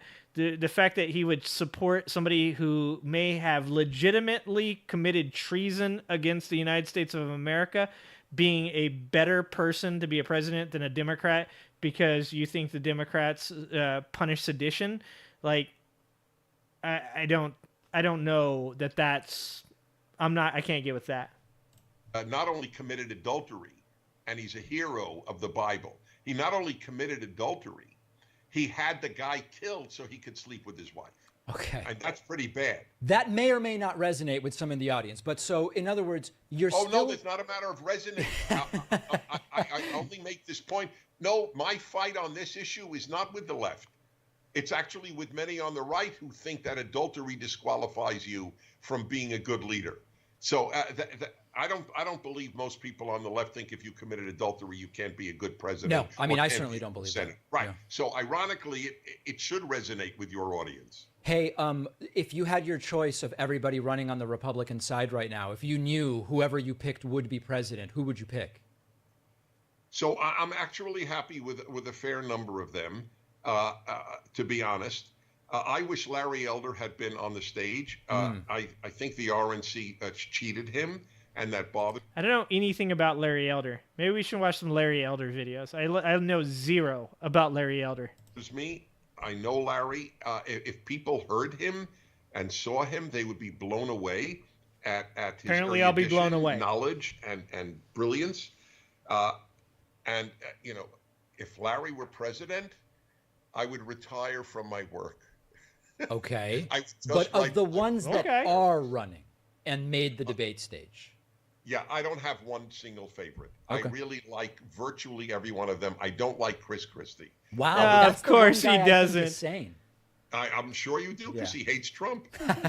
Hey, look, Dennis, I'm going to let you go, but one last thing, just because of who you are, I have to have you weigh in on this.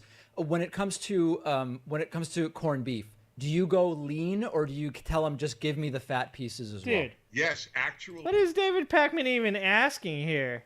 Are you lean corned beef? David Pakman watching his cholesterol or something, dude? You go full fat, bro. What are you talking about? Oh, David Pakman, I just lost so much respect.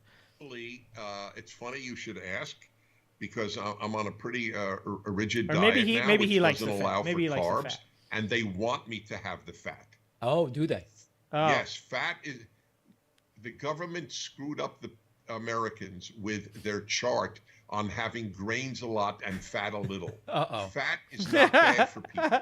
It's He's not actually, wrong. In many ways, good for people. Well, So, saturated it's a very fair fat, question. you know, but All right. So you go lean, I take it. I just All don't right, like so the now- texture. All right, so I have one final word for you. Please. Okay? Later, James. Appreciate you, buddy. Always appreciate my ginger people. Love you, James. Have a good night. If you get married, Oh, it's a I will Jewish attend joke. your wedding. Attend or officiate? I even officiate. Okay, fair enough. All right, very good. Even though she's only half Jewish, I have to admit.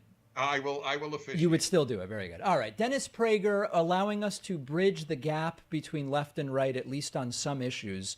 I do really appreciate your time, Dennis. Thank you. Mutual. Thank you. I didn't think that was a bad conversation. Today think we will be David speaking Pakman, with Vivek Ram. Oh, God. We should watch that one. Maybe we'll watch that one next time, because it is time for the good night. I thought that was a good. I thought that was a pretty good conversation. The one thing I want to say is that, like, I would like to see the world get back to having conversations like that, where I can look at some of the things he said and says, that's kind of crazy. I don't fucking believe that. Like, no way. But for the most part, it was a pretty good conversation. I thought David Pakman really handled himself well. I think that he exposed, in my opinion, through very intelligent questioning and comments, some things about Praeger that maybe he doesn't understand about himself very well, and that it seems like he has some very contradictory views on certain things. So, pretty good. Cornell West on Jimmy Dore today was pretty rough. No softballs for... Oh, no softballs, huh?